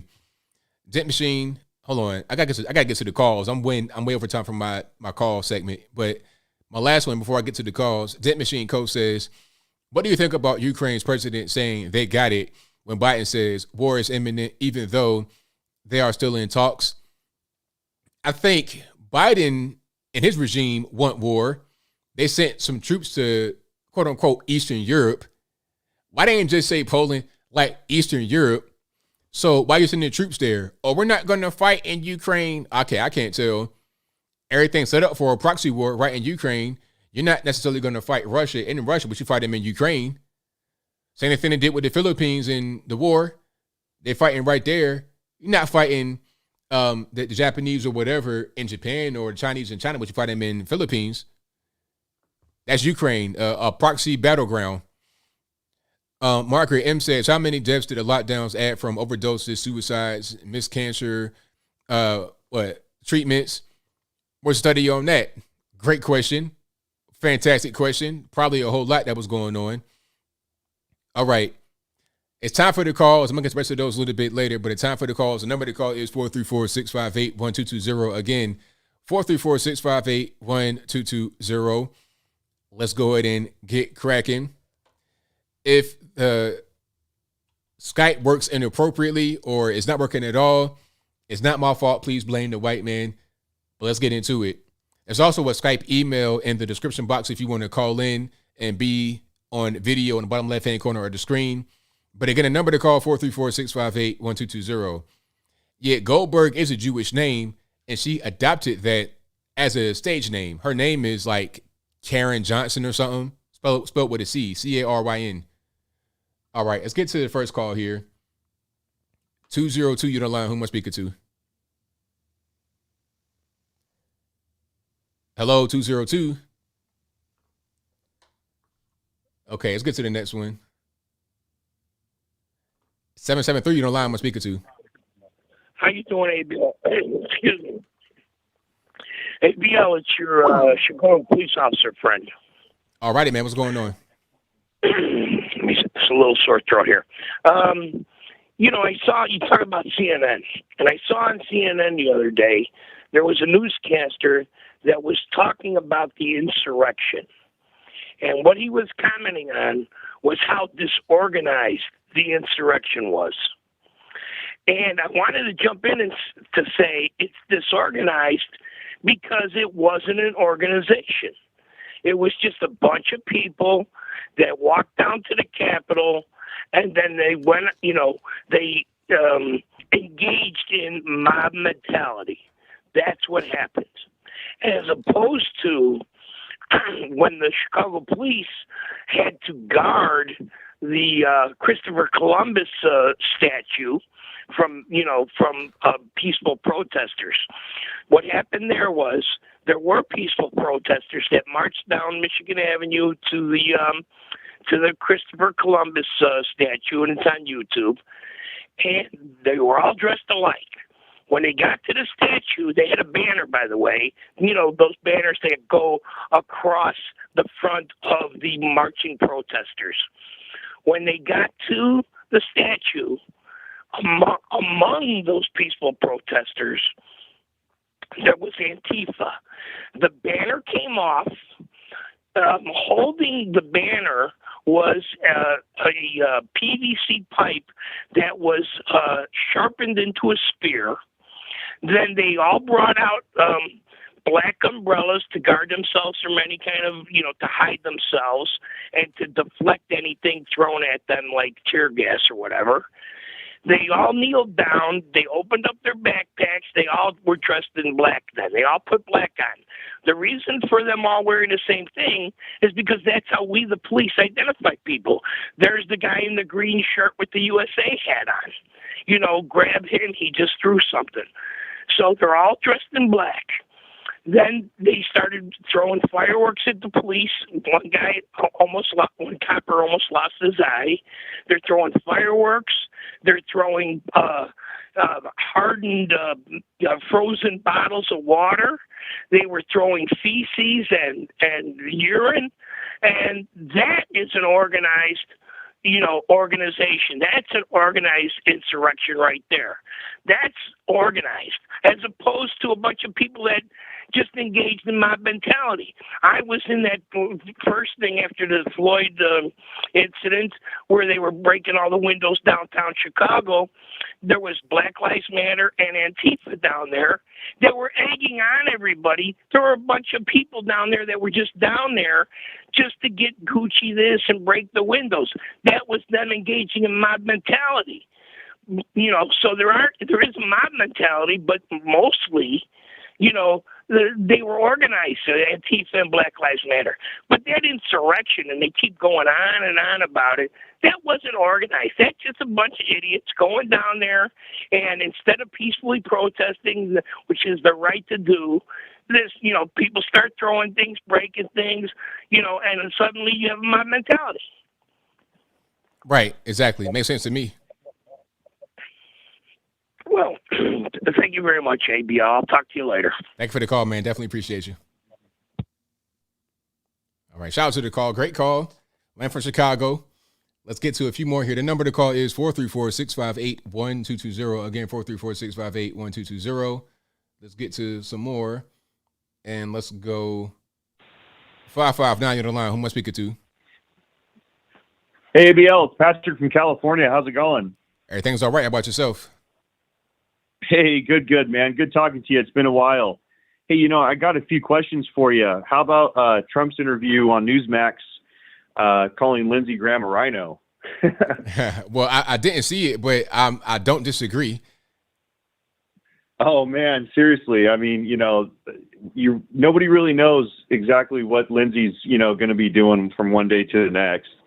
And my other question is, how about Governor DeSantis and the parallels from Governor DeSantis to Gavin Newsom, with him pouring in that, I think it was 90 or 100 million into construction workforce today, and construction workforce education, and the parallels between him and Gavin Newsom just as governors.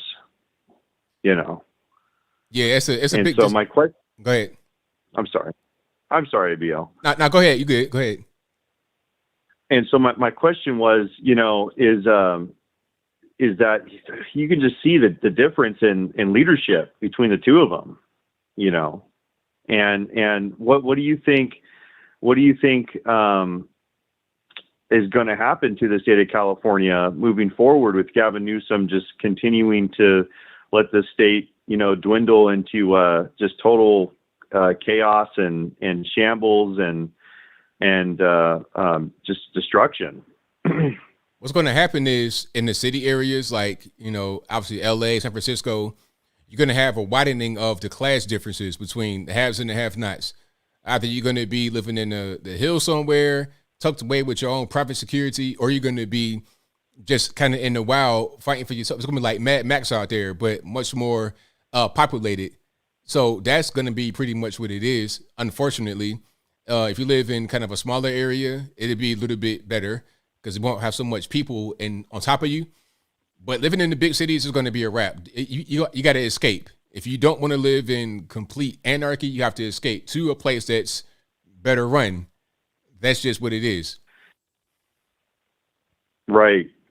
And, it's interesting because I'm seeing on my local news channels, because I'm in the Central Valley, and they're talking about everybody escaping from LA and San Francisco, Bay Area, Silicon Valley to the Central Valley. And now they're, saying, oh, mega city, from Modesto to Bakersfield. They're like, projecting all these major plans that they're going to turn the Central Valley into basically like a LA basin. And it literally, you can see all of the chaos coming from, the forefront with the Bay Area and Pelosi and LA with, Schumer and everybody just having all of their constituents run to the Central Valley to, escape, but they're bringing all of this is like my point is, this is like the last conservative domain in all of California, which you really can't even say that anymore because, we voted 50-50 in the last election. And so, I really see the entire state just being totally saturated with liberalism and extreme leftist ideology from 2022, 2024 here on out, Yeah, and you know what? It kind of sounds like China as well, like these mega cities. That's a Chinese thing.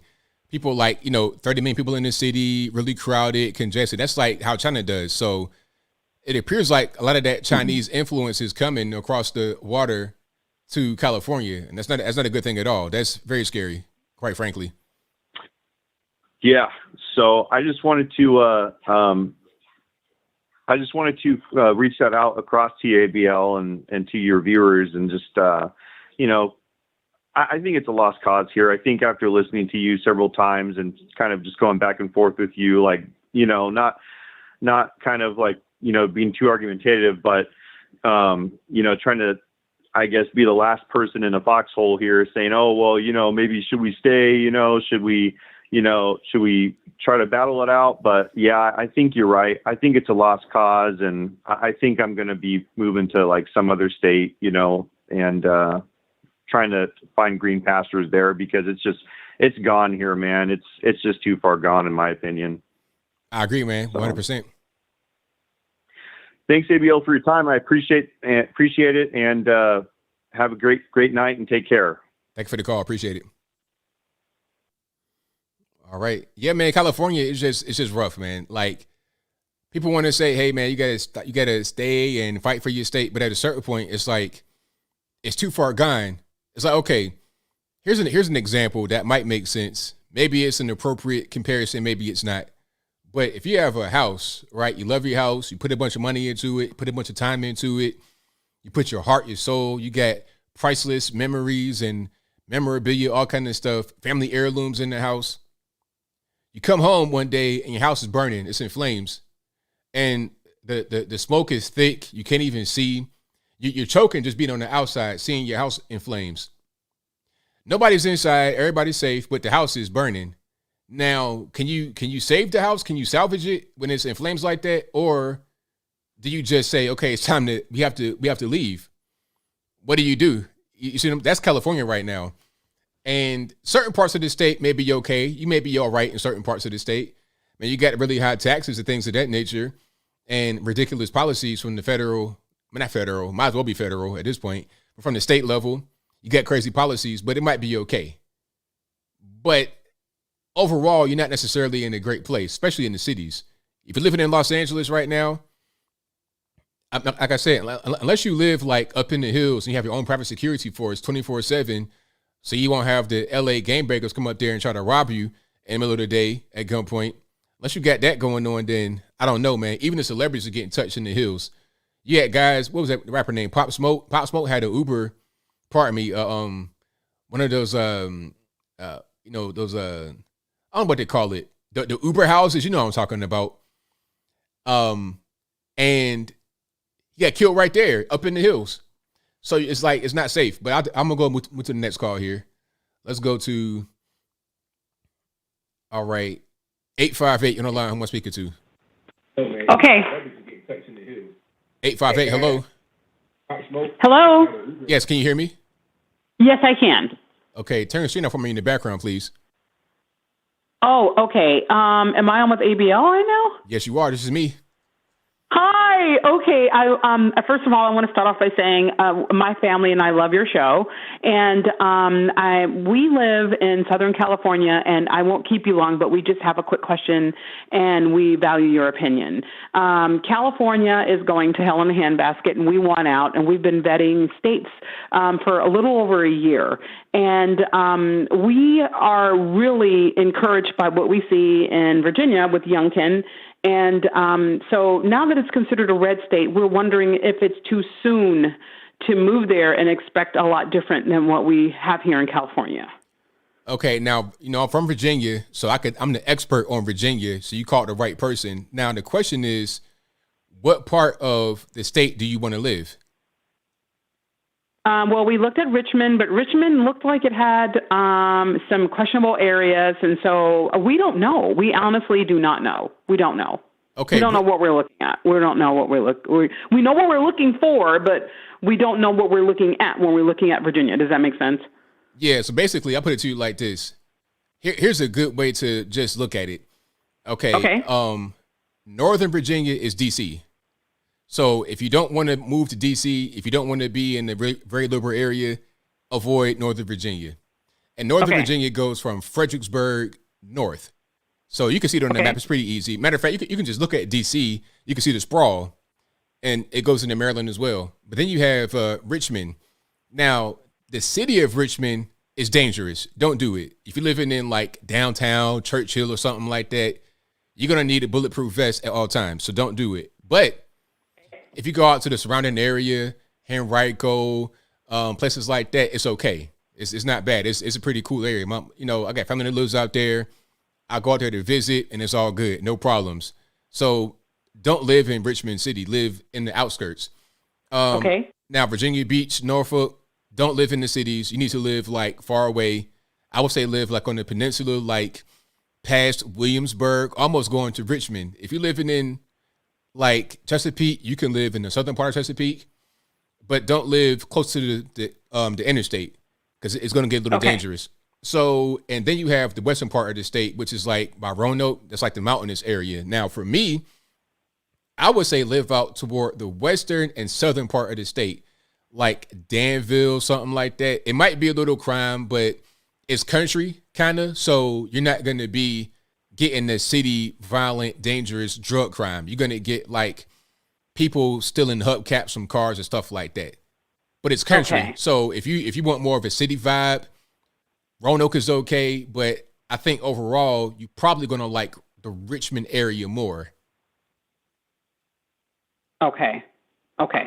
All right, Richmond area more. Okay. All righty. We wanted to call you and ask you, we really value your opinion. And like I said, we don't want to jump from the frying pan into the fire because we did read that there was like some woman or a group of people in Chesapeake that were suing the governor over a mask or a lack thereof, the mask mandate. And so we were, a little afraid of that, but we were wondering if it's too soon to be encouraged by the fact that they've got a red governor when it seems to be very blue there. So, okay. Yeah, the cities are going to be blue. That's what it is. Like if you live in the outskirts, you're going to be pretty much okay. But the cities are blue. But the further out west you go, the further away from Northern Virginia you go, you're going to be better. But Northern Virginia, don't do it. That's DC. Okay. ABL, thank you so much. Keep up the good work. And thank you for encouraging, my daughter is young and we watch you religiously. And so, she's about, she's in her 30s, but, I want to thank you so much for being such a great role model for, young people and for older people alike. But, I want to thank you for all you do and keep up the good work and God bless you. Okay. Thank you for the call. I appreciate you. Okay, bye-bye. All right, shout out to the caller.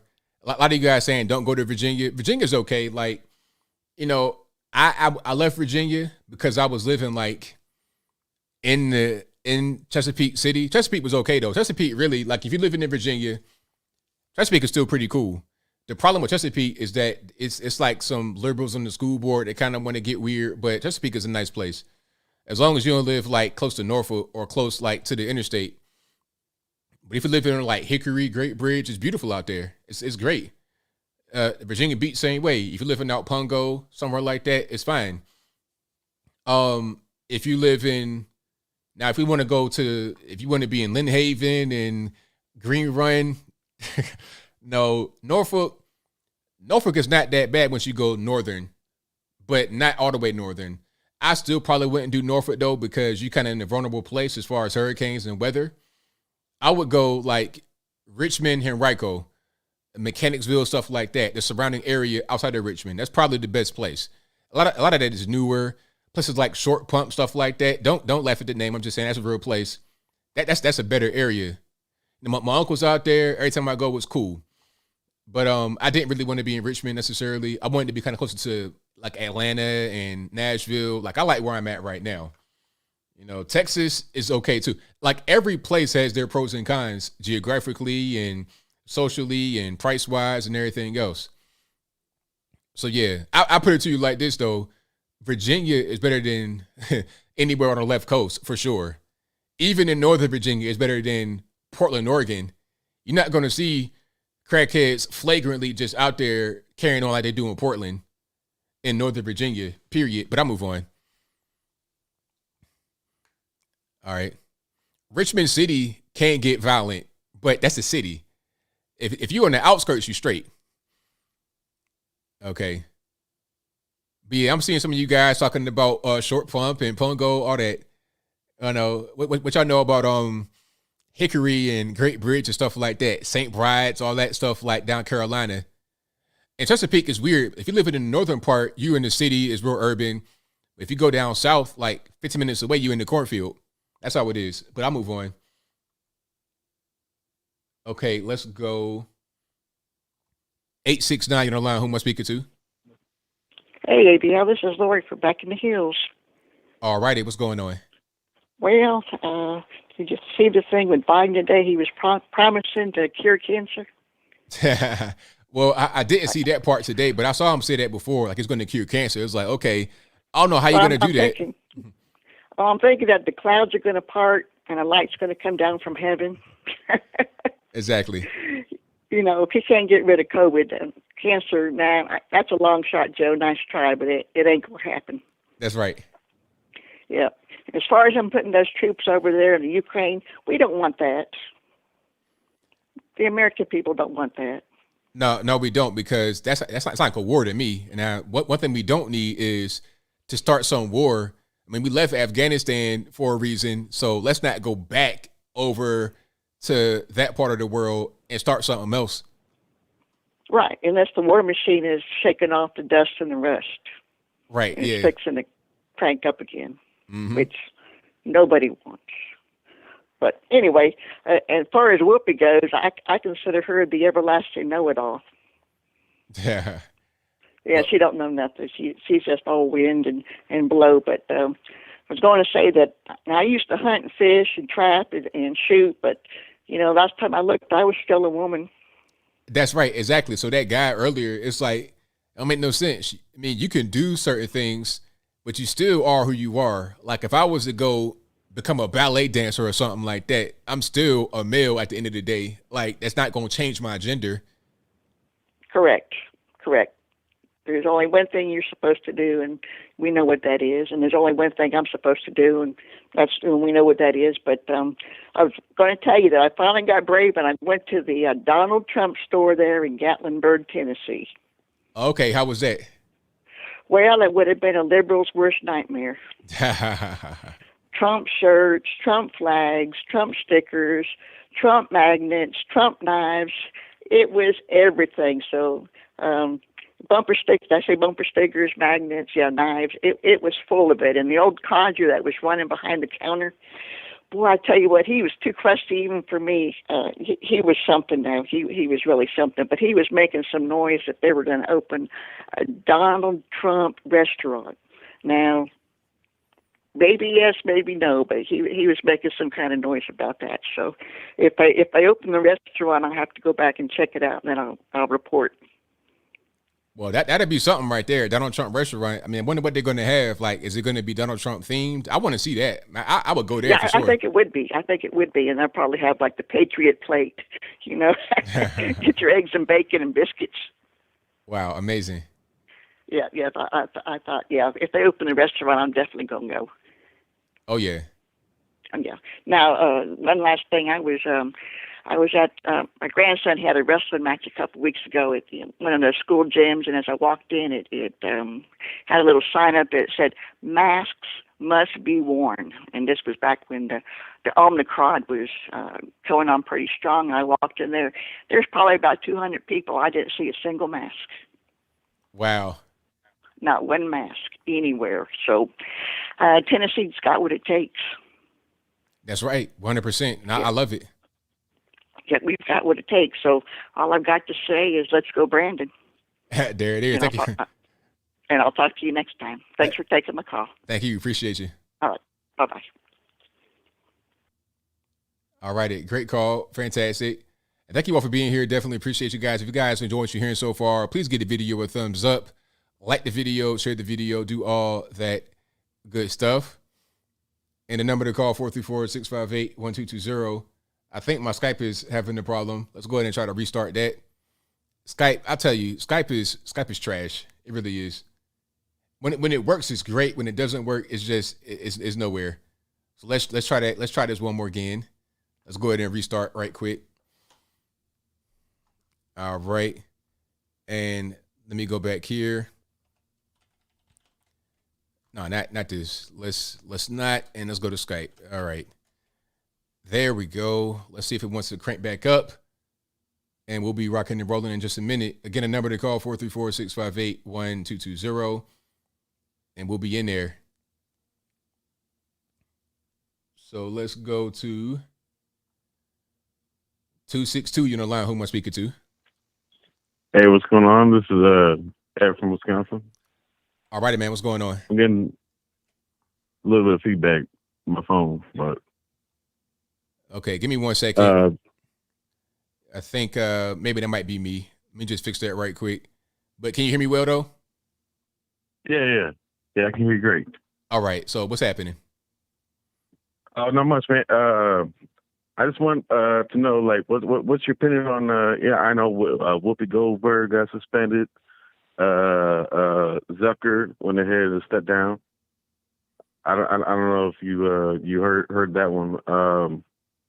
Zucker's no longer in charge of CNN, and Rachel Maddow is going on hiatus. What's your opinion on that?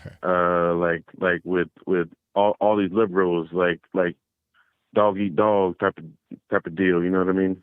Yeah, it's becoming really crazy lately. I think Rachel Maddow may understand that what she is doing has a limited time, because she is going to film a movie with somebody. I don't know who it is, but she's going to do a movie. So it was like, okay, you're just going to moonlight from your news report and then go film movies? Is that what we do? Like, I never seen that before. I never seen, Walter Cronkite. You'd be like, all right, I'm going to go film a movie with, I don't know, just some random Hollywood person. That wasn't a thing back then, but TV news is dying. Mainstream media is pretty much dead, 2 feet in the grave. So it's a wrap. Whoopi Goldberg, she came out there and said something crazy. She thought that she could just say whatever she wanted because she's black. But obviously that's not the case. And she had to get told by her superiors, nope, can't do that. It's a little slap on the wrist. Take that. She's mad because she feels entitled to say whatever she wants, but she'll be able to get over it. And if she doesn't want to get over it, she can quit, but she won't get work anywhere else. I mean, where is she really going to work? Really? What is she really going to do? So she's pretty much stuck there, or just to retire and stay home and do nothing. And that's just kind of what's going on with the liberals. They don't really, they know it's coming to an end. They know their message is not really going across too well. So they're trying to do other things. Right. And then Zucker on top of that, he's now like stepping down as president of CNN. Oh, so yeah. that's he totally destroyed CNN. Like it used to be somewhat moderate, but now it's like total lip fest over there. And now that he's gone, how do you think that's gonna turn out? I mean, they could go two directions. One direction, they could go like what they could do what they have been doing for the past few years and keep going down this super liberal, woke, crazy, ridiculous path. Now, if they do that, they might stay afloat for a little while because of the base that they built by saying stuff like that. But eventually, those people are they're not gonna be there too much longer. The people that are watching it, they're not young people. They're kind of up there in age, and at a certain point, it's going to become old because Trump's not in office anymore. They can't keep talking about Trump, 8 years from now. So that'll end pretty soon. And they could turn it around. They may lose some base that they built up, but they may gain others. So I don't know what they're going to do, but either way, I don't really see them being around as a powerful entity too much longer, especially since the mainstream media is dying anyway. Right. It's just like this is a good Groundhog Day. Good Groundhog Day. You know what I mean? Because like all this stuff's happening at once. I mean, it's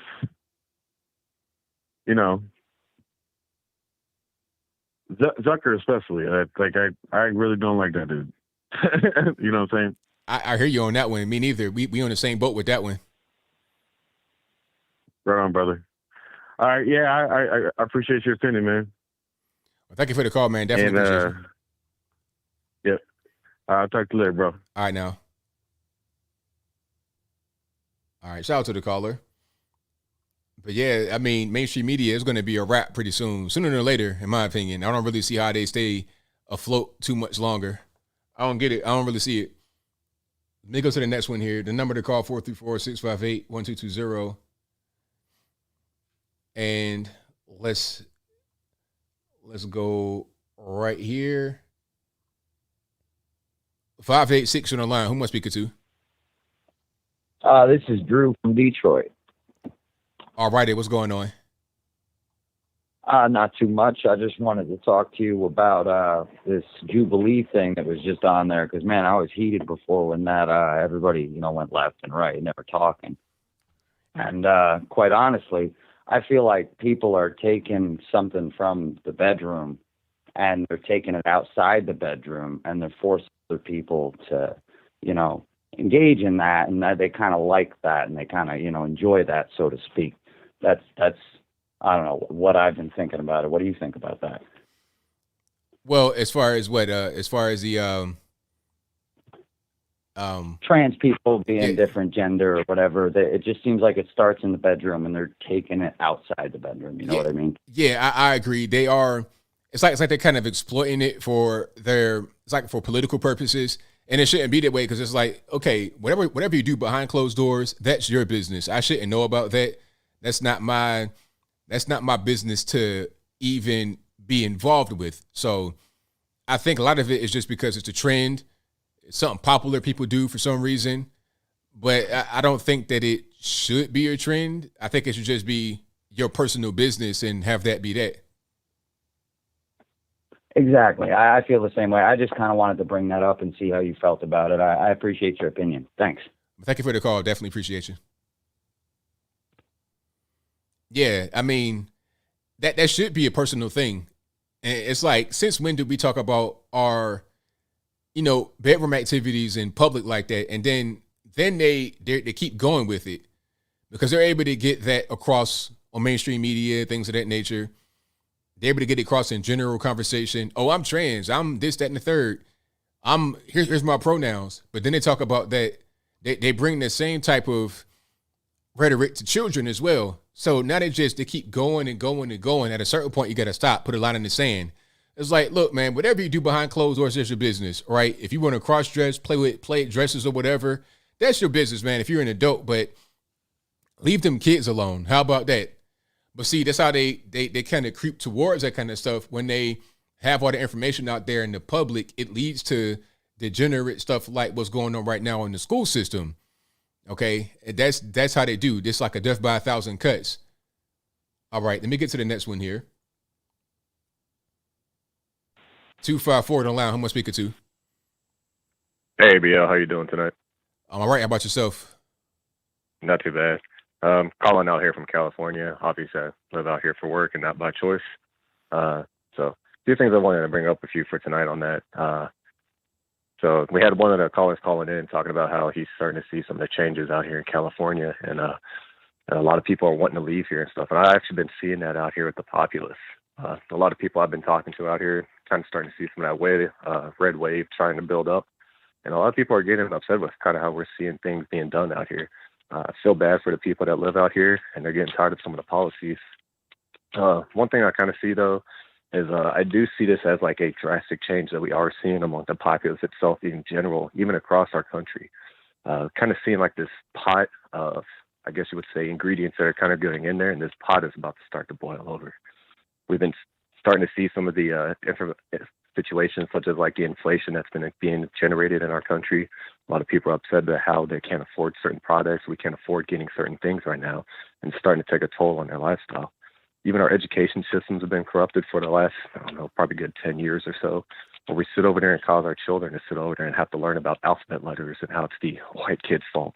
That's going to be a problem for stuff when, I don't know why we push this education on there where we have countries elsewhere who focus on arithmetic, mathematics, reading, pushing for a better education aspect.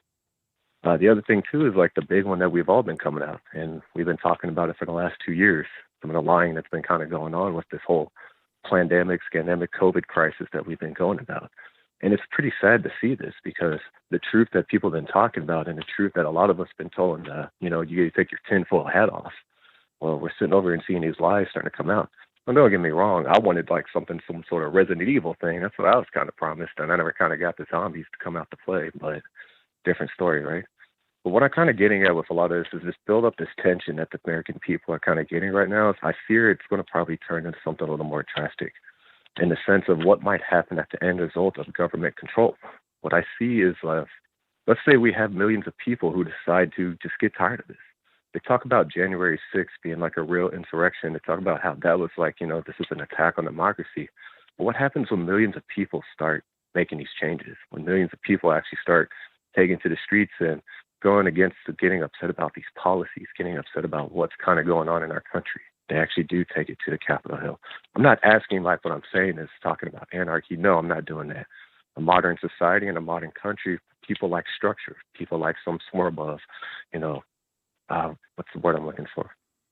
I forgot the word I was looking for on that one. But what I'm getting is people want some sort of structure and some sort of standards that are going to be set forth in our country.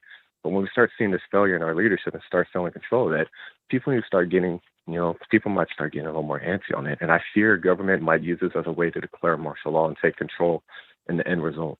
These things, the ingredients have been mixed into this pot, and people are getting really upset about it. And I fear that that's something that might come down the road on that one.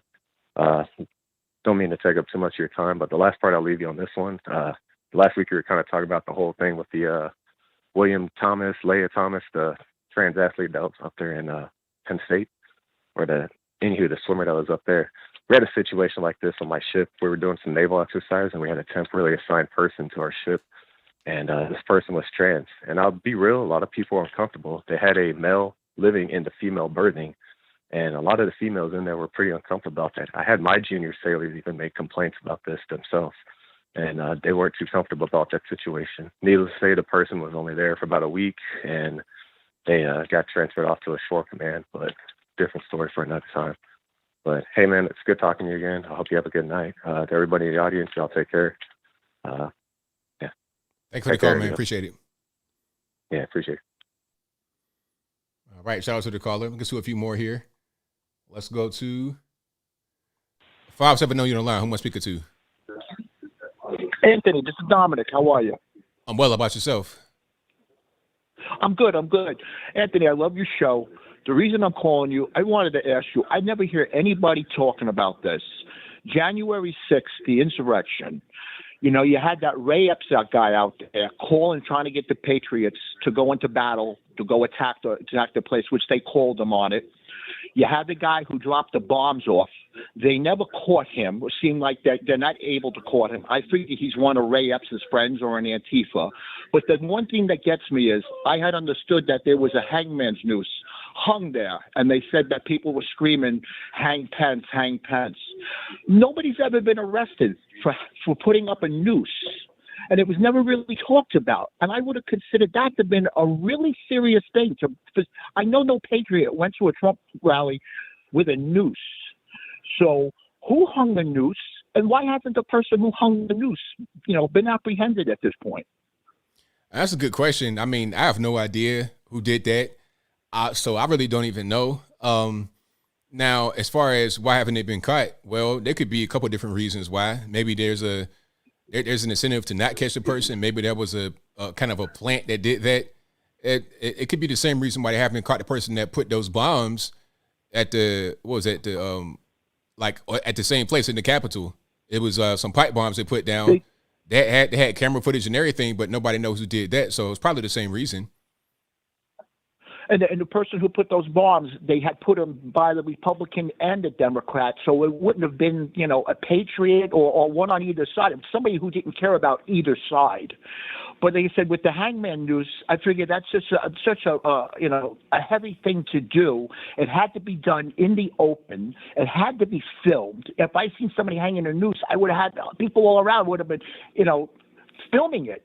Yet nobody has ever been grabbed for that hangman's noose, and that's bothered me for a long time. And I just wanted to, I didn't figure you would know who did it, but I just figured, some point somebody should try to figure out who put the noose in. That was pretty much one of the heaviest things that was done that day, in my opinion. Hey, you got a good point about it. That's a really good point you made. Anthony, thank you for taking my call. Love your show. So, love to watch you. It's so good to know that there's good people out there with shows like yours. I'm very impressed. Good luck to you, and we'll just keep on watching, Anthony. Well, thank you for the call. Definitely appreciate it. Take care. Yeah, that's a really good question. Who did that? Like, it's this whole big structure. Like, how you just pop that in the middle of the Capitol and nobody knows what's going on. Like, there had to be some footage of that somewhere. All right, Victor, what's going on? Hey, thanks for taking my call. No problem. So, how everything is backfiring on the left. People warned them about cancel culture, and look what happens to Whoopi Goldberg. Oh, actually, hey, Anthony? Yo. Yeah, hey, I had to go. All right. I don't know what's going on, but shout out to my man Victor. But yeah, that cancel culture is backfiring for sure. Hopefully everything's good over there. Hopefully ain't nobody, you know what I mean? Hopefully everything's straight. But let's get to the next call. The number to call, 434-658-1220. Again, 434-658. You know the rest. The number is always in the description and always right here in the little ticker whenever it wants to come up. All right. Let's go 773 on the line. I'm speaking to. Hello? Yes. Hey, Bill. First off, Bill, do you have a Rumble account? No, I don't. Okay, well, if you do get one, I think, as well as sign up for Trump's new website, I think we can have some of these conversations that YouTube doesn't want us to have about what. That way we can be free from censorship without tap dancing around one of these big issues that affect us all. Because what I see, they're trying every which way to kind of uncover from Fauci, and even going so far as demonizing the truckers convoy, even ones that are happening here in the States. Yeah, I mean, because they know that whatever they put out as far as a virus, things of that nature, it was wrong. And we said it was wrong from the beginning, and now they want to try to save face. That's really the long and short of that. So they're trying to figure out ways to censor anything that will prove that point. And plus each one of them has dirt on their hands involving the 2020 election, and they're pretty much doing the same thing happening right now. And one thing I've noticed that a lot of conservatives are not talking about that's been happening a lot the past 2 weeks has been this information about Biden shipping illegals in different battleground states in the dead of night, therefore cheating in this upcoming midterms, just like they did in 2020. Oh yeah, and I mean, I'm not sure what's like. You think they're going to be able to vote if they coming over here, or are they just? I don't know how it's going in every single state, but I know especially in New York, and they made it so for illegals to vote in their upcoming elections, which is a major red flag for anybody who first noticed that. Well, I gotta be correct on that though. I think in New York, what they did was they made it to where non-citizens could vote, but not necessarily illegals, because the difference is you could be somebody that's here on a green card or a visa or something like that. You're here legally, but you're not a citizen. They could vote. Now, you still shouldn't be doing that, but it's not the same as an illegal alien voting who has no reason to be here at all. You see what I'm saying? Vaguely, do you see the distinction between non-citizens versus illegals in that term? But moving on, there's also a bunch of other protests happening across the entire globe against the lockdowns, even against Pfizer, who's been in the news. As a matter of fact, APO, take a look at that website I've been sending you called thecovidworld.com, and you'll see a bunch of worldwide stories about that. Because, for instance, doing protests against Pfizer is calling them murderers. Yeah, I've seen that. I saw that they went to the Pfizer building and surrounded it, and they were out there protesting. I saw that. Yep. And real fishy thing, I really think you should talk to Nippon if he ever calls in about this situation Boris Johnson opening any of the lockdowns in the UK. Because I don't really trust him one bit, because he's pretty much in the same type of body position as Potato Head Biden is, all stealth and hiding some evil intentions there. So I don't believe for 1 minute that he's officially ending everything, because if that was the case, he would have listened to the people's concerns months ago when they were voicing their own outrage about ending the lockdowns in the first place. Right. Anyway, wait, ABL.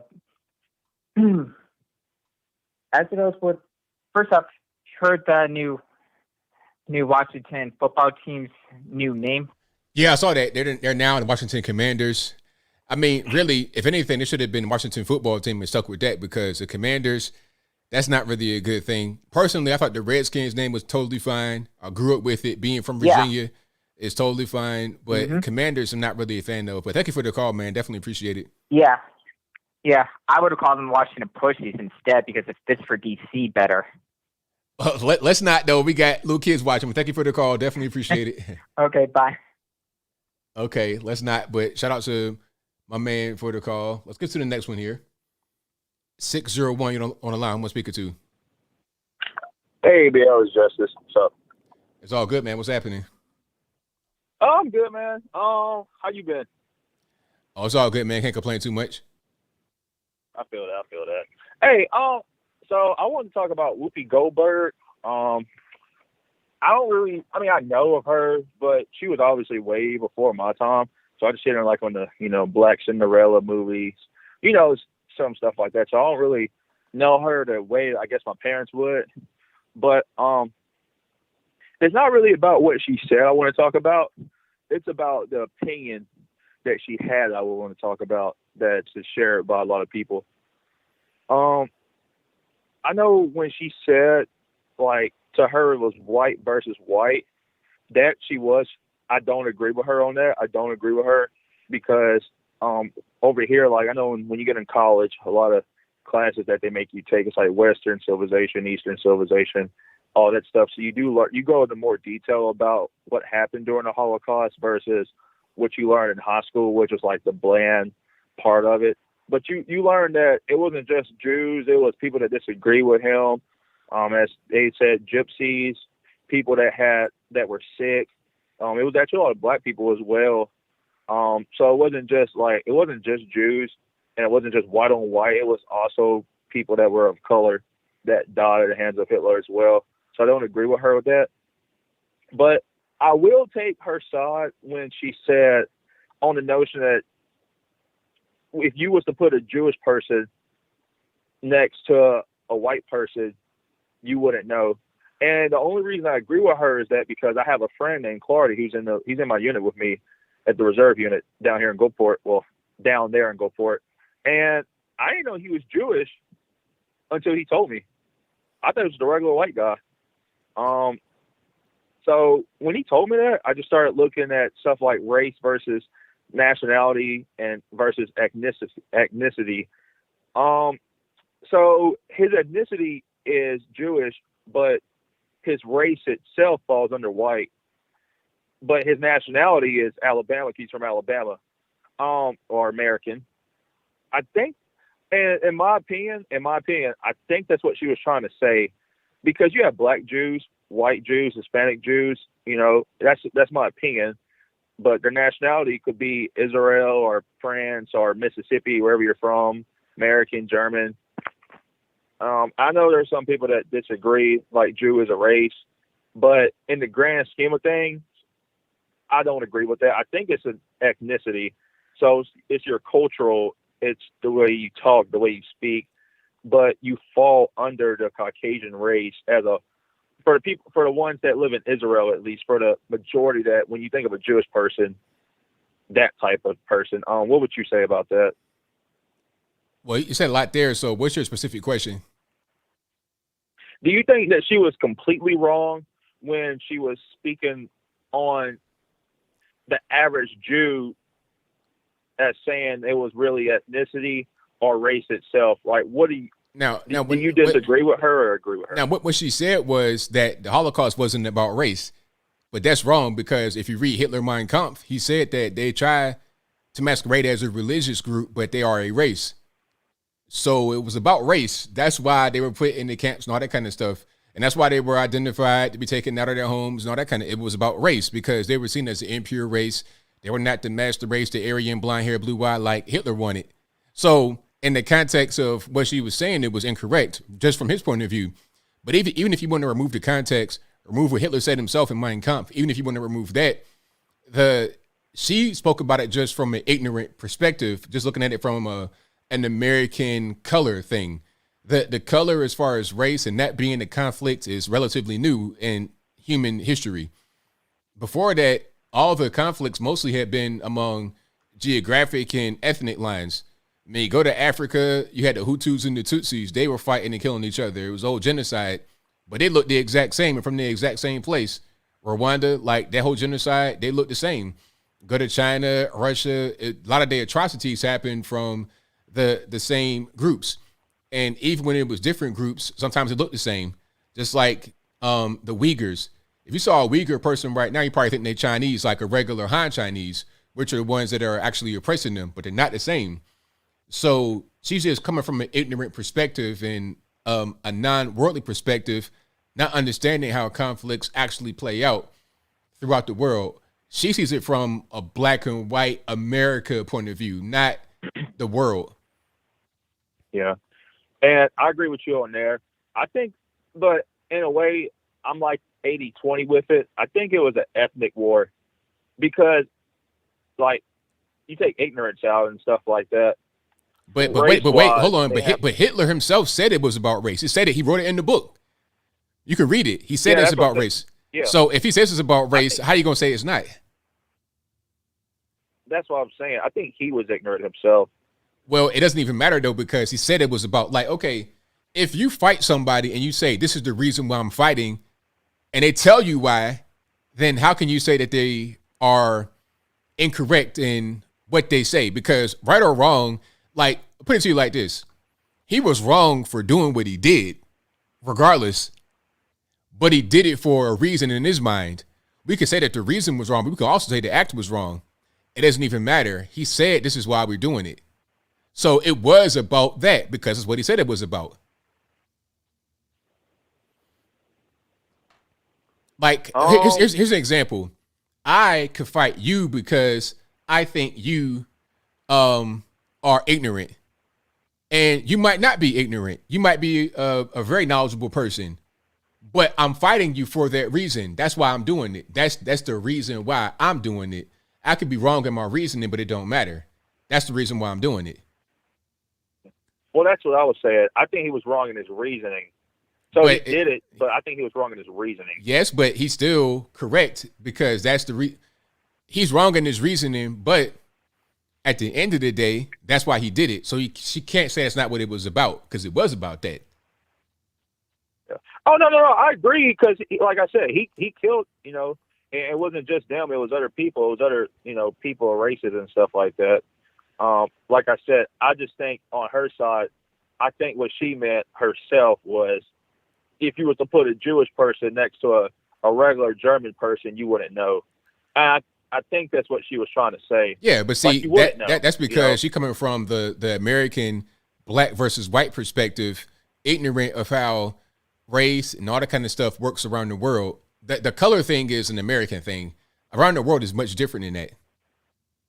Yeah. I'm here at USL right now. I'm at work with, like I have friends that are German, from Ireland. I have, like I said, Clardy, he's Jewish. If you was to put them together, they all look the same, but they have different ethnic backgrounds. Well, how about this? Here's another one though. Okay. Yeah. The Turks are considered Caucasian. So if you put a Turkish person, I think they're considered Asian. Nah, because Asia does not start until you like. Turkey is bisected by Europe and Asia. Like once you get past Istanbul to the east, you're in Asia, but to the west, you are in Europe. And that's not necessarily, you can't say that somebody is not white if they live in Asia because you have whites that live in Asia. But anyway, you have the Turks, they're considered Caucasian.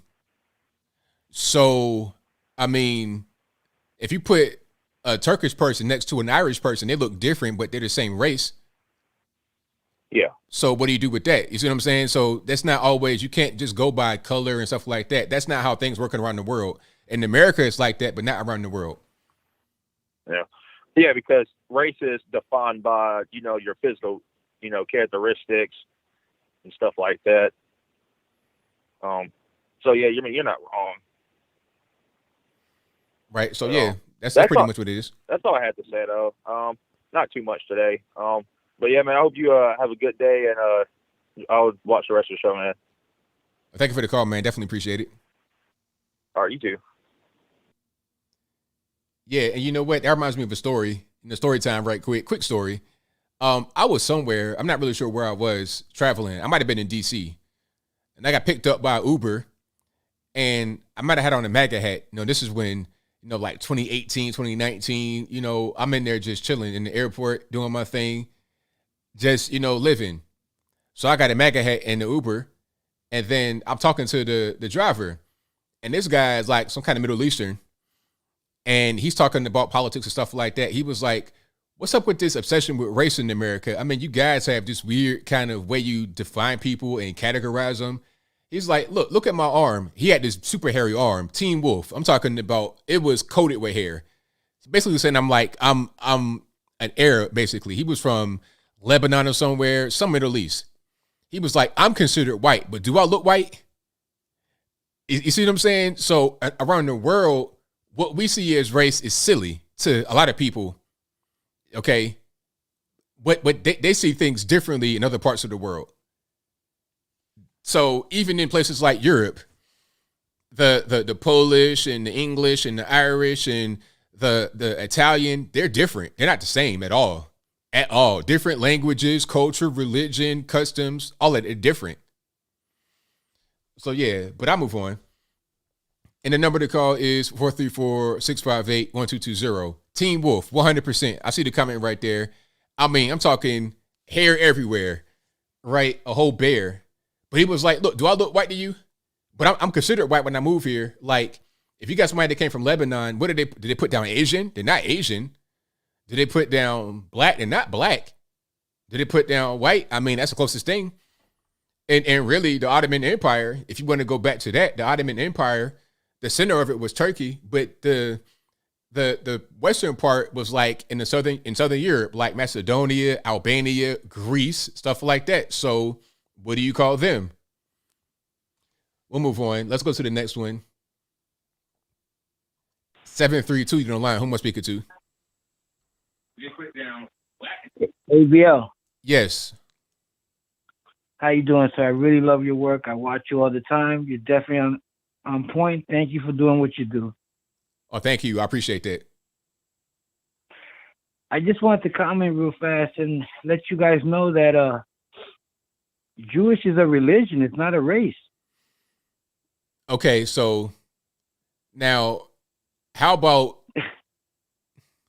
what we were just talking about? No, okay, matter of fact, let's back up a little bit. So when Whoopi Goldberg said that it was not about race as far as the Holocaust, was she correct or incorrect? I think she was correct. Now, here's something else for you. Hitler and Mein Kampf said, wait, hold on. Hitler and Mein Kampf wrote that the Jews masquerade as a religious group, but they are a race. So if he's the one behind the Holocaust and killing all these people, and he said it was about race, then it was about race, right? Because he said so? He's the one that did it. He's the one that carried it out. So it was about race, right? No, I disagree. But he said it was. So if he killed the people, how are you going to tell him that it wasn't about that when he said it? He wrote it down in the book. You can read it right now. He did it. So it was an act. Wait. It was an act that he did. He did it. He said, this is why I did it. So I'm not disputing that he did it or he didn't do it. But what I'm trying to say that it wasn't a race situation. I mean, Jewish is religion. Jewish is not a race. But I'm of Hispanic heritage. I can be a Jew. Okay, but that's great. I heard Geraldo Rivera the other day talking about he's a Jew. Okay, but at the end of the day, Hitler did it, and he said it's about race. That was the whole thing. That was the whole point. Like, they're impure. We want the master race, the blonde hair, blue eye. They're not the right race. We're going to take them out. I'm not arguing that. No, I'm not disagreeing with you. If you're not arguing that, then there ain't nothing to say. If he said that's why he did it. Well, the truth. All right, but then the truth is after. Okay, I got it. I'm gonna talk, sir.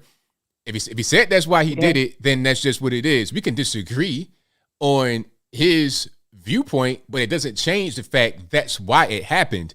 We can't say, oh, nah, that's not why it happened. When he said that's why it happened, he wrote it down in the book. He said, this is why I'm killing these people. But you're going to be like, no, that's not why. He said it.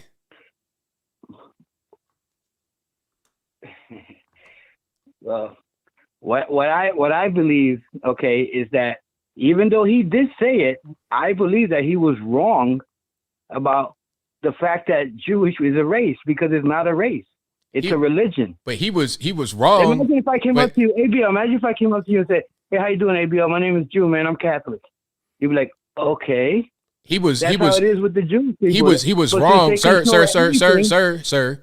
He was wrong to do what he did. Let's just not forget that. We can't just say, "Oh, he was wrong for saying it was about that." He was wrong for doing what he did. He was wrong all the way around. It don't matter. He said, "This is why I'm doing it," and he did it. That's all that matters. That's it. He said it was about race. And here's something else. To get really into it. Now, there's a certain test that people who are of a Jewish race do, or ethnicity, whatever you want to call it. They got a certain thing they call Tay-Sex. It's something that they only have in there. I know about that. Okay, you really believe that? But see, I mean, now, if they test for it and they have it, how are you going to say they don't? Like, how have you been able to disprove that? No, you know what's funny, ABL? I spoke to a man from Israel, 70 years old. 70 years old, and I asked him about this. Okay. And he says to me, no, these are fanatics out there. He goes, I'm an Israeli. That's what I am. He goes, I'm not Jewish. That's a religion. And that's a 70-year-old man from Israel telling me this. Okay. Now, So, but I mean, okay, but what's see, going but my The question, religion or the okay, race? my question to you was, have you been able to disprove it? You got one guy telling you something. Does that disprove it?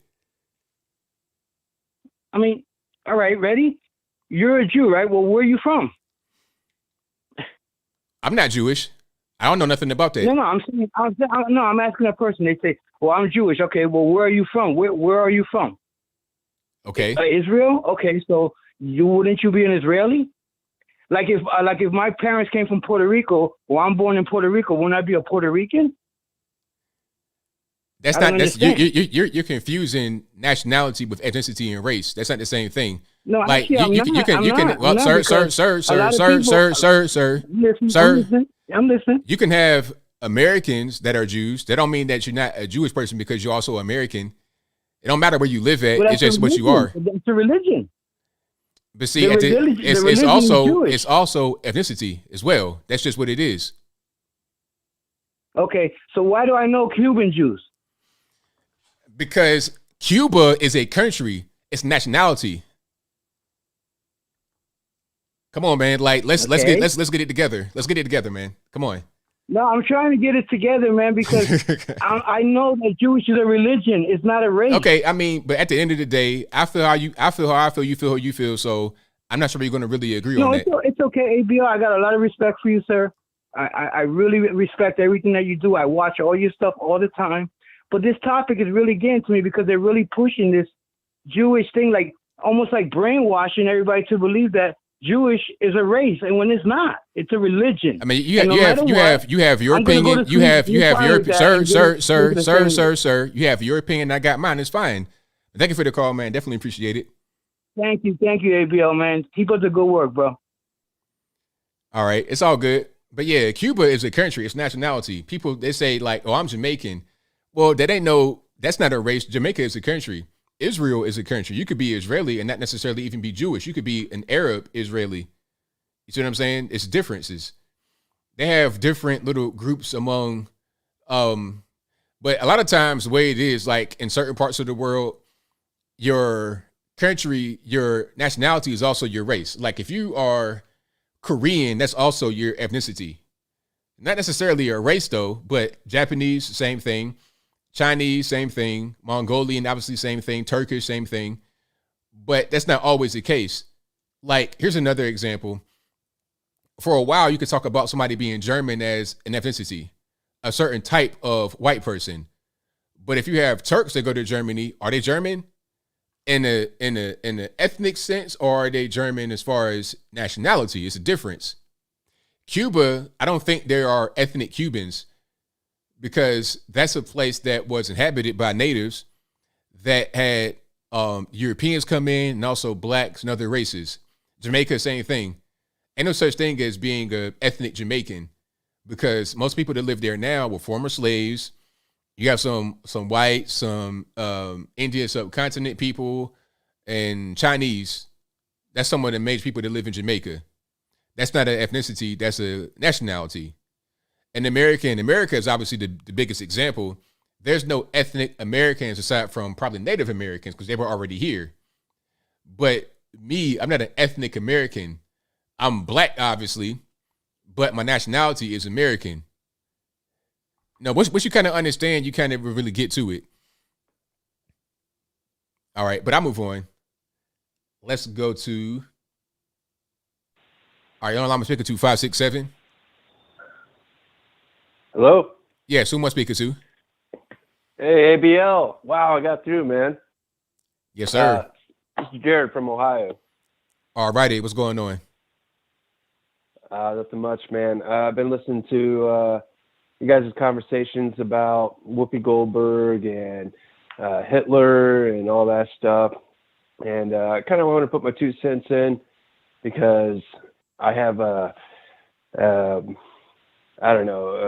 affinity for history in itself. All righty. Yeah, so basically, it wasn't Hitler that did all that stuff.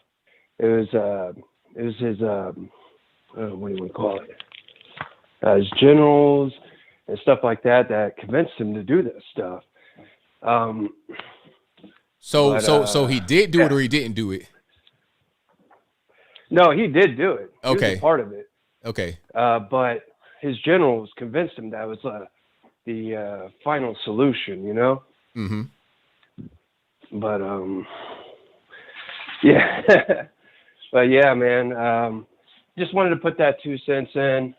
There's a lot of history there, and it's not so, black and white either. Yeah, of course. So, it's always a discussion that can be had about history. That's why I think it's good to have the discussions, number one. And then number two, it's good to have books and stuff preserved so we have an accurate record of what's going on. So we're not just, trying to make stuff up many years later without proper documentation and all that good stuff, Well, I mean, it's been 70 years, 80 years, and there's just so much more information available to check out, I mean, instead of being like Whoopi Goldberg, being like, well, this is the history I know, so I'm just going to put it out there. But she's missing out on 90, 95% of the actual history, what started it, how it ended, what happened afterwards.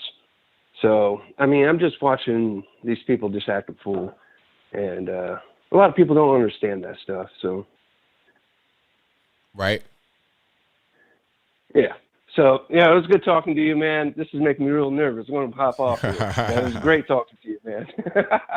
All right. Thank you for the call. Take care, man. Thank you, man. Appreciate it. Later. All right. Shout out to the caller. Don't be nervous, man. It's all good. It's all love here. It's all friends. 724 on the line. Who am I speaking to? Hi, my name is Everett. All righty. What's going on? Not much, ABL. I just was calling in about the Jewish people being a race because to my knowledge, Hitler was looking for the Aryans, and if you go back into further back in time, thousands of years, you have the Aryan race and the Semitic race, and I believe that's who the Jewish people became, and the Aryans are who he's looking for, and that's where they get the Hyperboreans, and I believe the people that are known as the Italians, they're the Tuscanis or something. I can't really remember off the top of my head, and I don't know where the book is, but it's if they just look up the root races, it's right there. Right, exactly. And that's kind of what I was getting at. You put it in a more historical context because people in America, they see race as color. They don't really understand how it's viewed across the world now and how it had been viewed historically. It's not the same way we see it right now in America. Correct. And it just takes just a little bit of digging into to figure out, your ethnicity could be one thing, but the race is something that's hereditary, I would guess. There are Ethiopian Jews, but that's something totally different. than I believe what Hitler was after. So I guess you can get confused, but I believe that, to my knowledge, Jewish people are the Semites. So I only been listening to you, ABL, for a couple of months. I found out from Brandon Tatum. So it's kind of cool that you actually got through. And thank you for your time, and I appreciate everything you're doing. And my middle name is Brandon, so let's do it, Brandon. There you go, man. That's all I got to say, ABL. Thank you. Thank you, man. Appreciate it. Bye-bye. Let's go to a few more calls here. Let's see if I got time for one more. Are you online? I'm speaking to 747. Yeah, hi. Hello, who am I speaking to? My name's Susan. All righty, what's going on? Well, I actually was thinking about this story. I'm from Los Angeles, California. I worked in the entertainment industry for a number of years. And I'd just like to say that Hitler had Jewish soldiers, all men who prosecute wars against human beings. There are Holocaust and genocides going on right now in the world.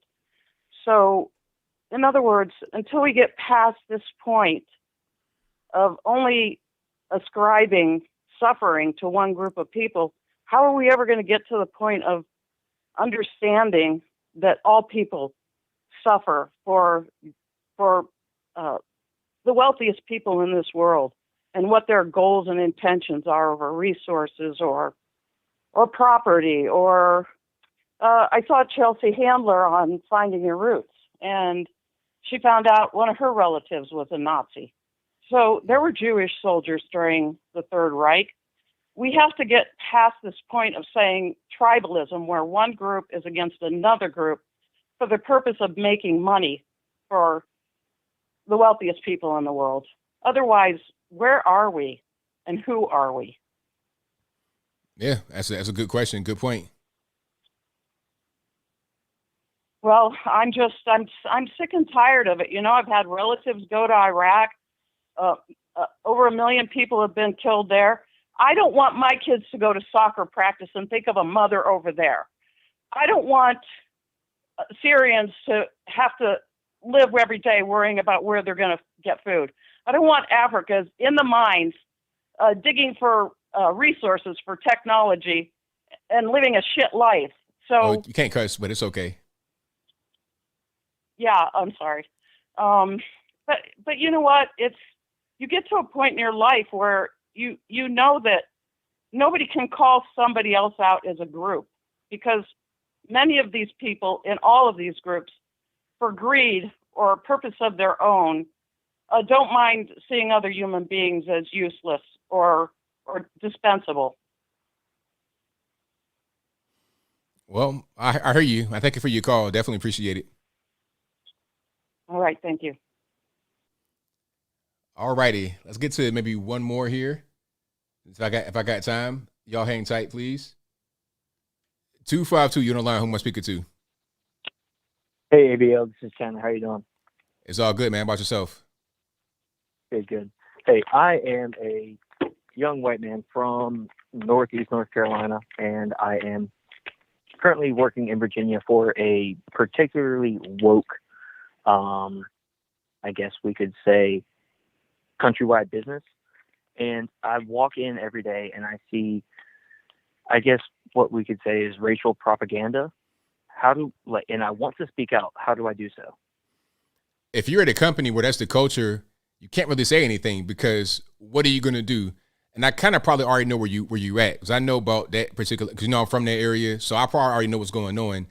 You can't really do much, because it's like that's the company culture. Now, if it was something where it was just one person or something like that, I still probably wouldn't say too much, but you got a better chance of being able to make something happen. But you still don't want to say anything, because now you're starting workplace drama. You pretty much just got to be there or go somewhere else, because that's the company culture. I mean, what are you really going to do with the corporation? It's just like if you play NFL football and you go out on the field and it says Black Lives Matter on the whole football field, what are you really going to do as one person against the entire machine? You can play or do something else. Yeah, but at the same time, trying to put food on the table, it's a different story. I get you. I 100% understand. That's what I'm saying. It's like, what do you really? You can stay, work, and just ignore all the propaganda because you already know what it is. It's propaganda. You're not going to be influenced by it. You're going there, you're getting your money, you're going back to your family, and that's just what it is. That's where you got to keep it. All right. I appreciate your opinion. Thank you for the call, man. Thanks a lot. Appreciate it. No problem. Yes, sir. Thank you. Bye. Yeah, I believe I know kind of where he's at. Living in Northeast North Carolina, working in VA. I already know what's going on. And there's not much you can really do in that situation. Like, you want to go in there and talk to like, who you going to talk to? You know, you're gonna call a manager. Like, what you gonna do? You know what I mean? You're going against the machine. All you can do in today's day and age, if you don't like what's going on, you have to vote with your feet. You have to leave out the situation. Maybe others don't like what's going on. Maybe I can be able to boycott. But if you got a whole national chain or a national company, that the machine, they got so much money, they just put a robot in your place. I think we need to have more companies that don't have all that stuff going on. Or here's another way you can kind of go about it. Try to legislate, but then you start to get into First Amendment violations, potentially. You see what I mean? So that's going to be kind of weird. Or maybe you can, I don't know. It's just the workplace. It's strange like that. But yeah, that'll be a wrap for me. So thank you guys for being here. Definitely appreciate y'all. I'll be back live again. What's the day? Wednesday? I'll be back live again on Saturday, of course. And I'll be here throughout the week making pre-recorded videos. Y'all, if you're not subscribed to me, please do so right now. Subscribe to the channel. If you're a first-time viewer, welcome, welcome, welcome. Hopefully you stay for a while. Hopefully you don't get scared and run off. Hopefully we didn't make you nervous with some of these topics tonight. But I'll be here all throughout the week putting out good content. If you have any tips, please email me at contact@anthonyblogan.com. I do make I do get a lot of emails. I try to read all of them. I probably may not respond to 90%, but I do read a lot of your emails. So don't spam my email now. Don't do that because you're going to get blocked. Don't spam me with 1,000 emails in a day, but send me some tips. I appreciate it. I got super chats to read right here, and then I wrap it on up, put the bow clean on top. And again, you guys are the best audience in the world. Thank you for being here. But let me read some of these, and then we can wrap it on up. Let me see. Okay, thank you to Joe Rogan 84 who says, ABL, are you a fan of Congresswoman MTG? I guess that's Marjorie Taylor Greene. Yeah, she's cool. And matter of fact, her district is like right next to me. Like, I'm in like Tennessee, right on a Georgia line, and right where I go, I go to Costco right there, and what's that, like 40 or whatever. That's her district is like right there. So I'm in her neck of the woods in this part of the country. Gerardo 84 says, who converted you into being conservative? Nobody, not one person did it. It was like kind of a journey I went on by myself. You know what I mean? It wasn't an individual person. It was just me kind of discovering things. Now, I said that in my red pill moment story, but basically what happened was I was just getting older and seeing how the world really worked, and that kind of sparked me in a direction, for sure. Okay, well, okay, MIT says, FYI, Hickory is the best part of Chesapeake. Peace. Yeah, shout out to Hickory. You know, I used to go out there all the time. At the time, I had a girlfriend that lived out there in Hickory, and I was in Greenbrier. So, you know, me, I didn't really want to take long drives like that, being like young man, like 18, 19. But I drove out there in my little RAV4, and I went down like Centerville Turnpike down that way, and you got little deer. Like, it wasn't deer crossing the road or like hopping in front of your car and just be like, you know, the whole deer in the headlights. Look, it wasn't like that. It was like I was seeing deer just kind of on the side of the road, frolicking, just living, like a whole deer family over there chilling. It was like, oh, this is nice. It's like a little Disney movie, right? Don't get on this road though, because it's going to be roadkill. And I ain't trying to have my car tinted up. But anyway, it looked real nice on the road. And you go out there and you got frogs and stuff, just a whole sea of frogs. I went to one house, and it was like the whole front yard. It was like no grass. It was just frogs. Every grass blade was replaced with a ribbit, ribbit. It was crazy. Rather than crickets, you hearing ribbit. You understand? But I'll move on. So yeah, shout out to Hickory. Deep Chesapeake, way out there. 100%. Also, shout out to Caius Posthumous, who says, I hope Donald John Trump absorbs CNN if it sells. Hey, if Trump could take CNN and make it be like the Trump network, that'd be hilarious. Hilarious. Also, thank you to Joe Ryder 84, who says, what was your opinion of Larry King? Larry King, he was a good interviewer. I'm not sure about him like later, but he was a good interviewer when I would watch him. The best interviewer, in my opinion, just ask good questions and let the person talk. Don't really make it be about you, make it be about them. That's why I like what Vlad TV does. I don't like his politics, obviously, but what he does is he's not on the camera. Now, he gets to talking a little bit too much sometimes, but he's not on the camera, so it's not necessarily about him. It's about the person that he's interviewing, so that's a good thing. Zedetrus King Sword says, bold show tonight. Yeah, it was bold. Got a little nervous, but thank you for that, man. I appreciate you. Nah, I was not on acid, Baron. I'm promising you. Like, Chesapeake, out that area, because Chesapeake, the way they did it was they cut up a forest. Like, that whole thing is a deep forest. Matter of fact, there's a whole swamp called the Great Dismal Swamp right by that area. It's just like a whole big marsh, a lot of wetland and stuff, all types of swamp animals. No gators, I don't suppose, in the swamp, but frogs are common. I was in front of my apartment one time in Chesapeake, and it was raining pretty hard. When I opened up my door, there was a little crab right in front of my door, just chilling like it wasn't nothing going on. Because the sea level is right there. You get all types of water animals and stuff just kind of floating around. You know what I mean? It might be a fish in your front door sometimes, depending upon what's happening, but I'll move on. Thank you to Tom's Wild and Wonderful Views for your donation. Thank you to Caius Posthumous, who says, hold on, let me go back to where I was. Pardon me. How about 45-second comments on the January 6 prisoners? Oh, 45's comments on the January 6. I've not seen Trump's comments on the January 6 prisoners, so I don't have any comment on that. Thank you to Aaron Bethay, who says the trucker convoy in Canada helped. It ran Trudeau and others into hiding. They'll withdraw and regroup, though. Stay vigilant. Freedom isn't free. That's right. Thank you to Norm Durkin, who says, I would like to call in someday and talk to you about a book, Silent Spring by Rachel Carson. Have you read it, ABL? I've not heard of it, but that's interesting. Cryer Mobile Detailing, thank you for your donation. Cryer Mobile Detailing. Thank you to Chevy, who says, ABL, may the force trigger you. Hilarious.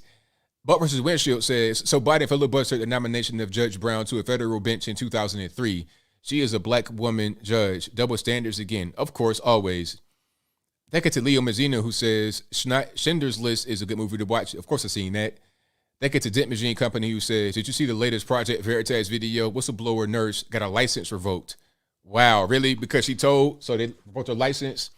On what grounds, though? I gotta catch up on my Project Veritas. Butt versus Windshield says Sammy Davis Jr. was Jewish, so when Oopsie said Jews look like white people, that was racist. Plain and simple. Well, there you go. Justice Smith says, so when doctor says the virus isn't real, is he right? I don't know who says the virus isn't real. That's kind of, I don't understand where you're going. Butt versus Windshield says Americans have a hard time with basic concepts. Islam is both religion and a government. Correct. The Nation of Islam does not recognize borders. And the Nation of Islam is not necessarily the same thing as Islam. Nation of Islam is based upon some Islamic principles, but it's like, I don't want to say it's a cult, but it's more like a cult than a religion. Well, I don't want to say that. Nation of Islam is not necessarily totally Islamic. They have also Christian values in their organization. It's like their own religion. It's not necessarily the same thing as Islam. Put it to you that way. It's their own religion.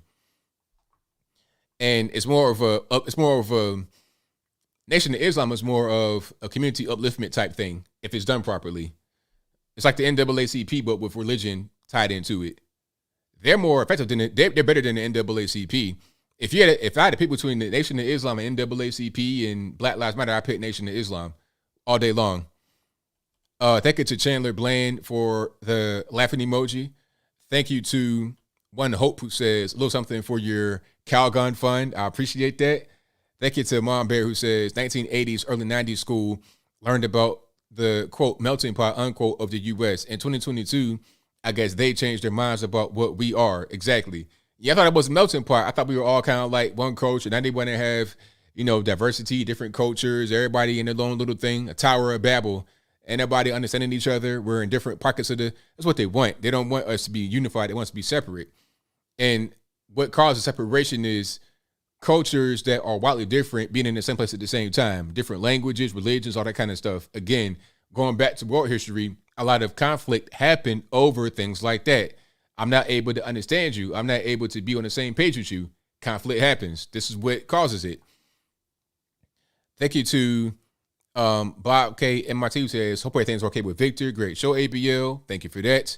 Thank you to Final Faye, who says, that was the most hideous love triangle I've ever seen. Mr. Potato Head having an affair with the most basic looking Joan. Okay, that's like Philadelphia stuff right there, Joan.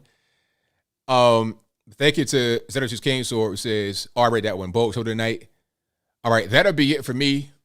I'll be back live again on Saturday, and I'm here all throughout the week doing my pre-recorded videos. But until next time, y'all be safe. I'm out. And peace.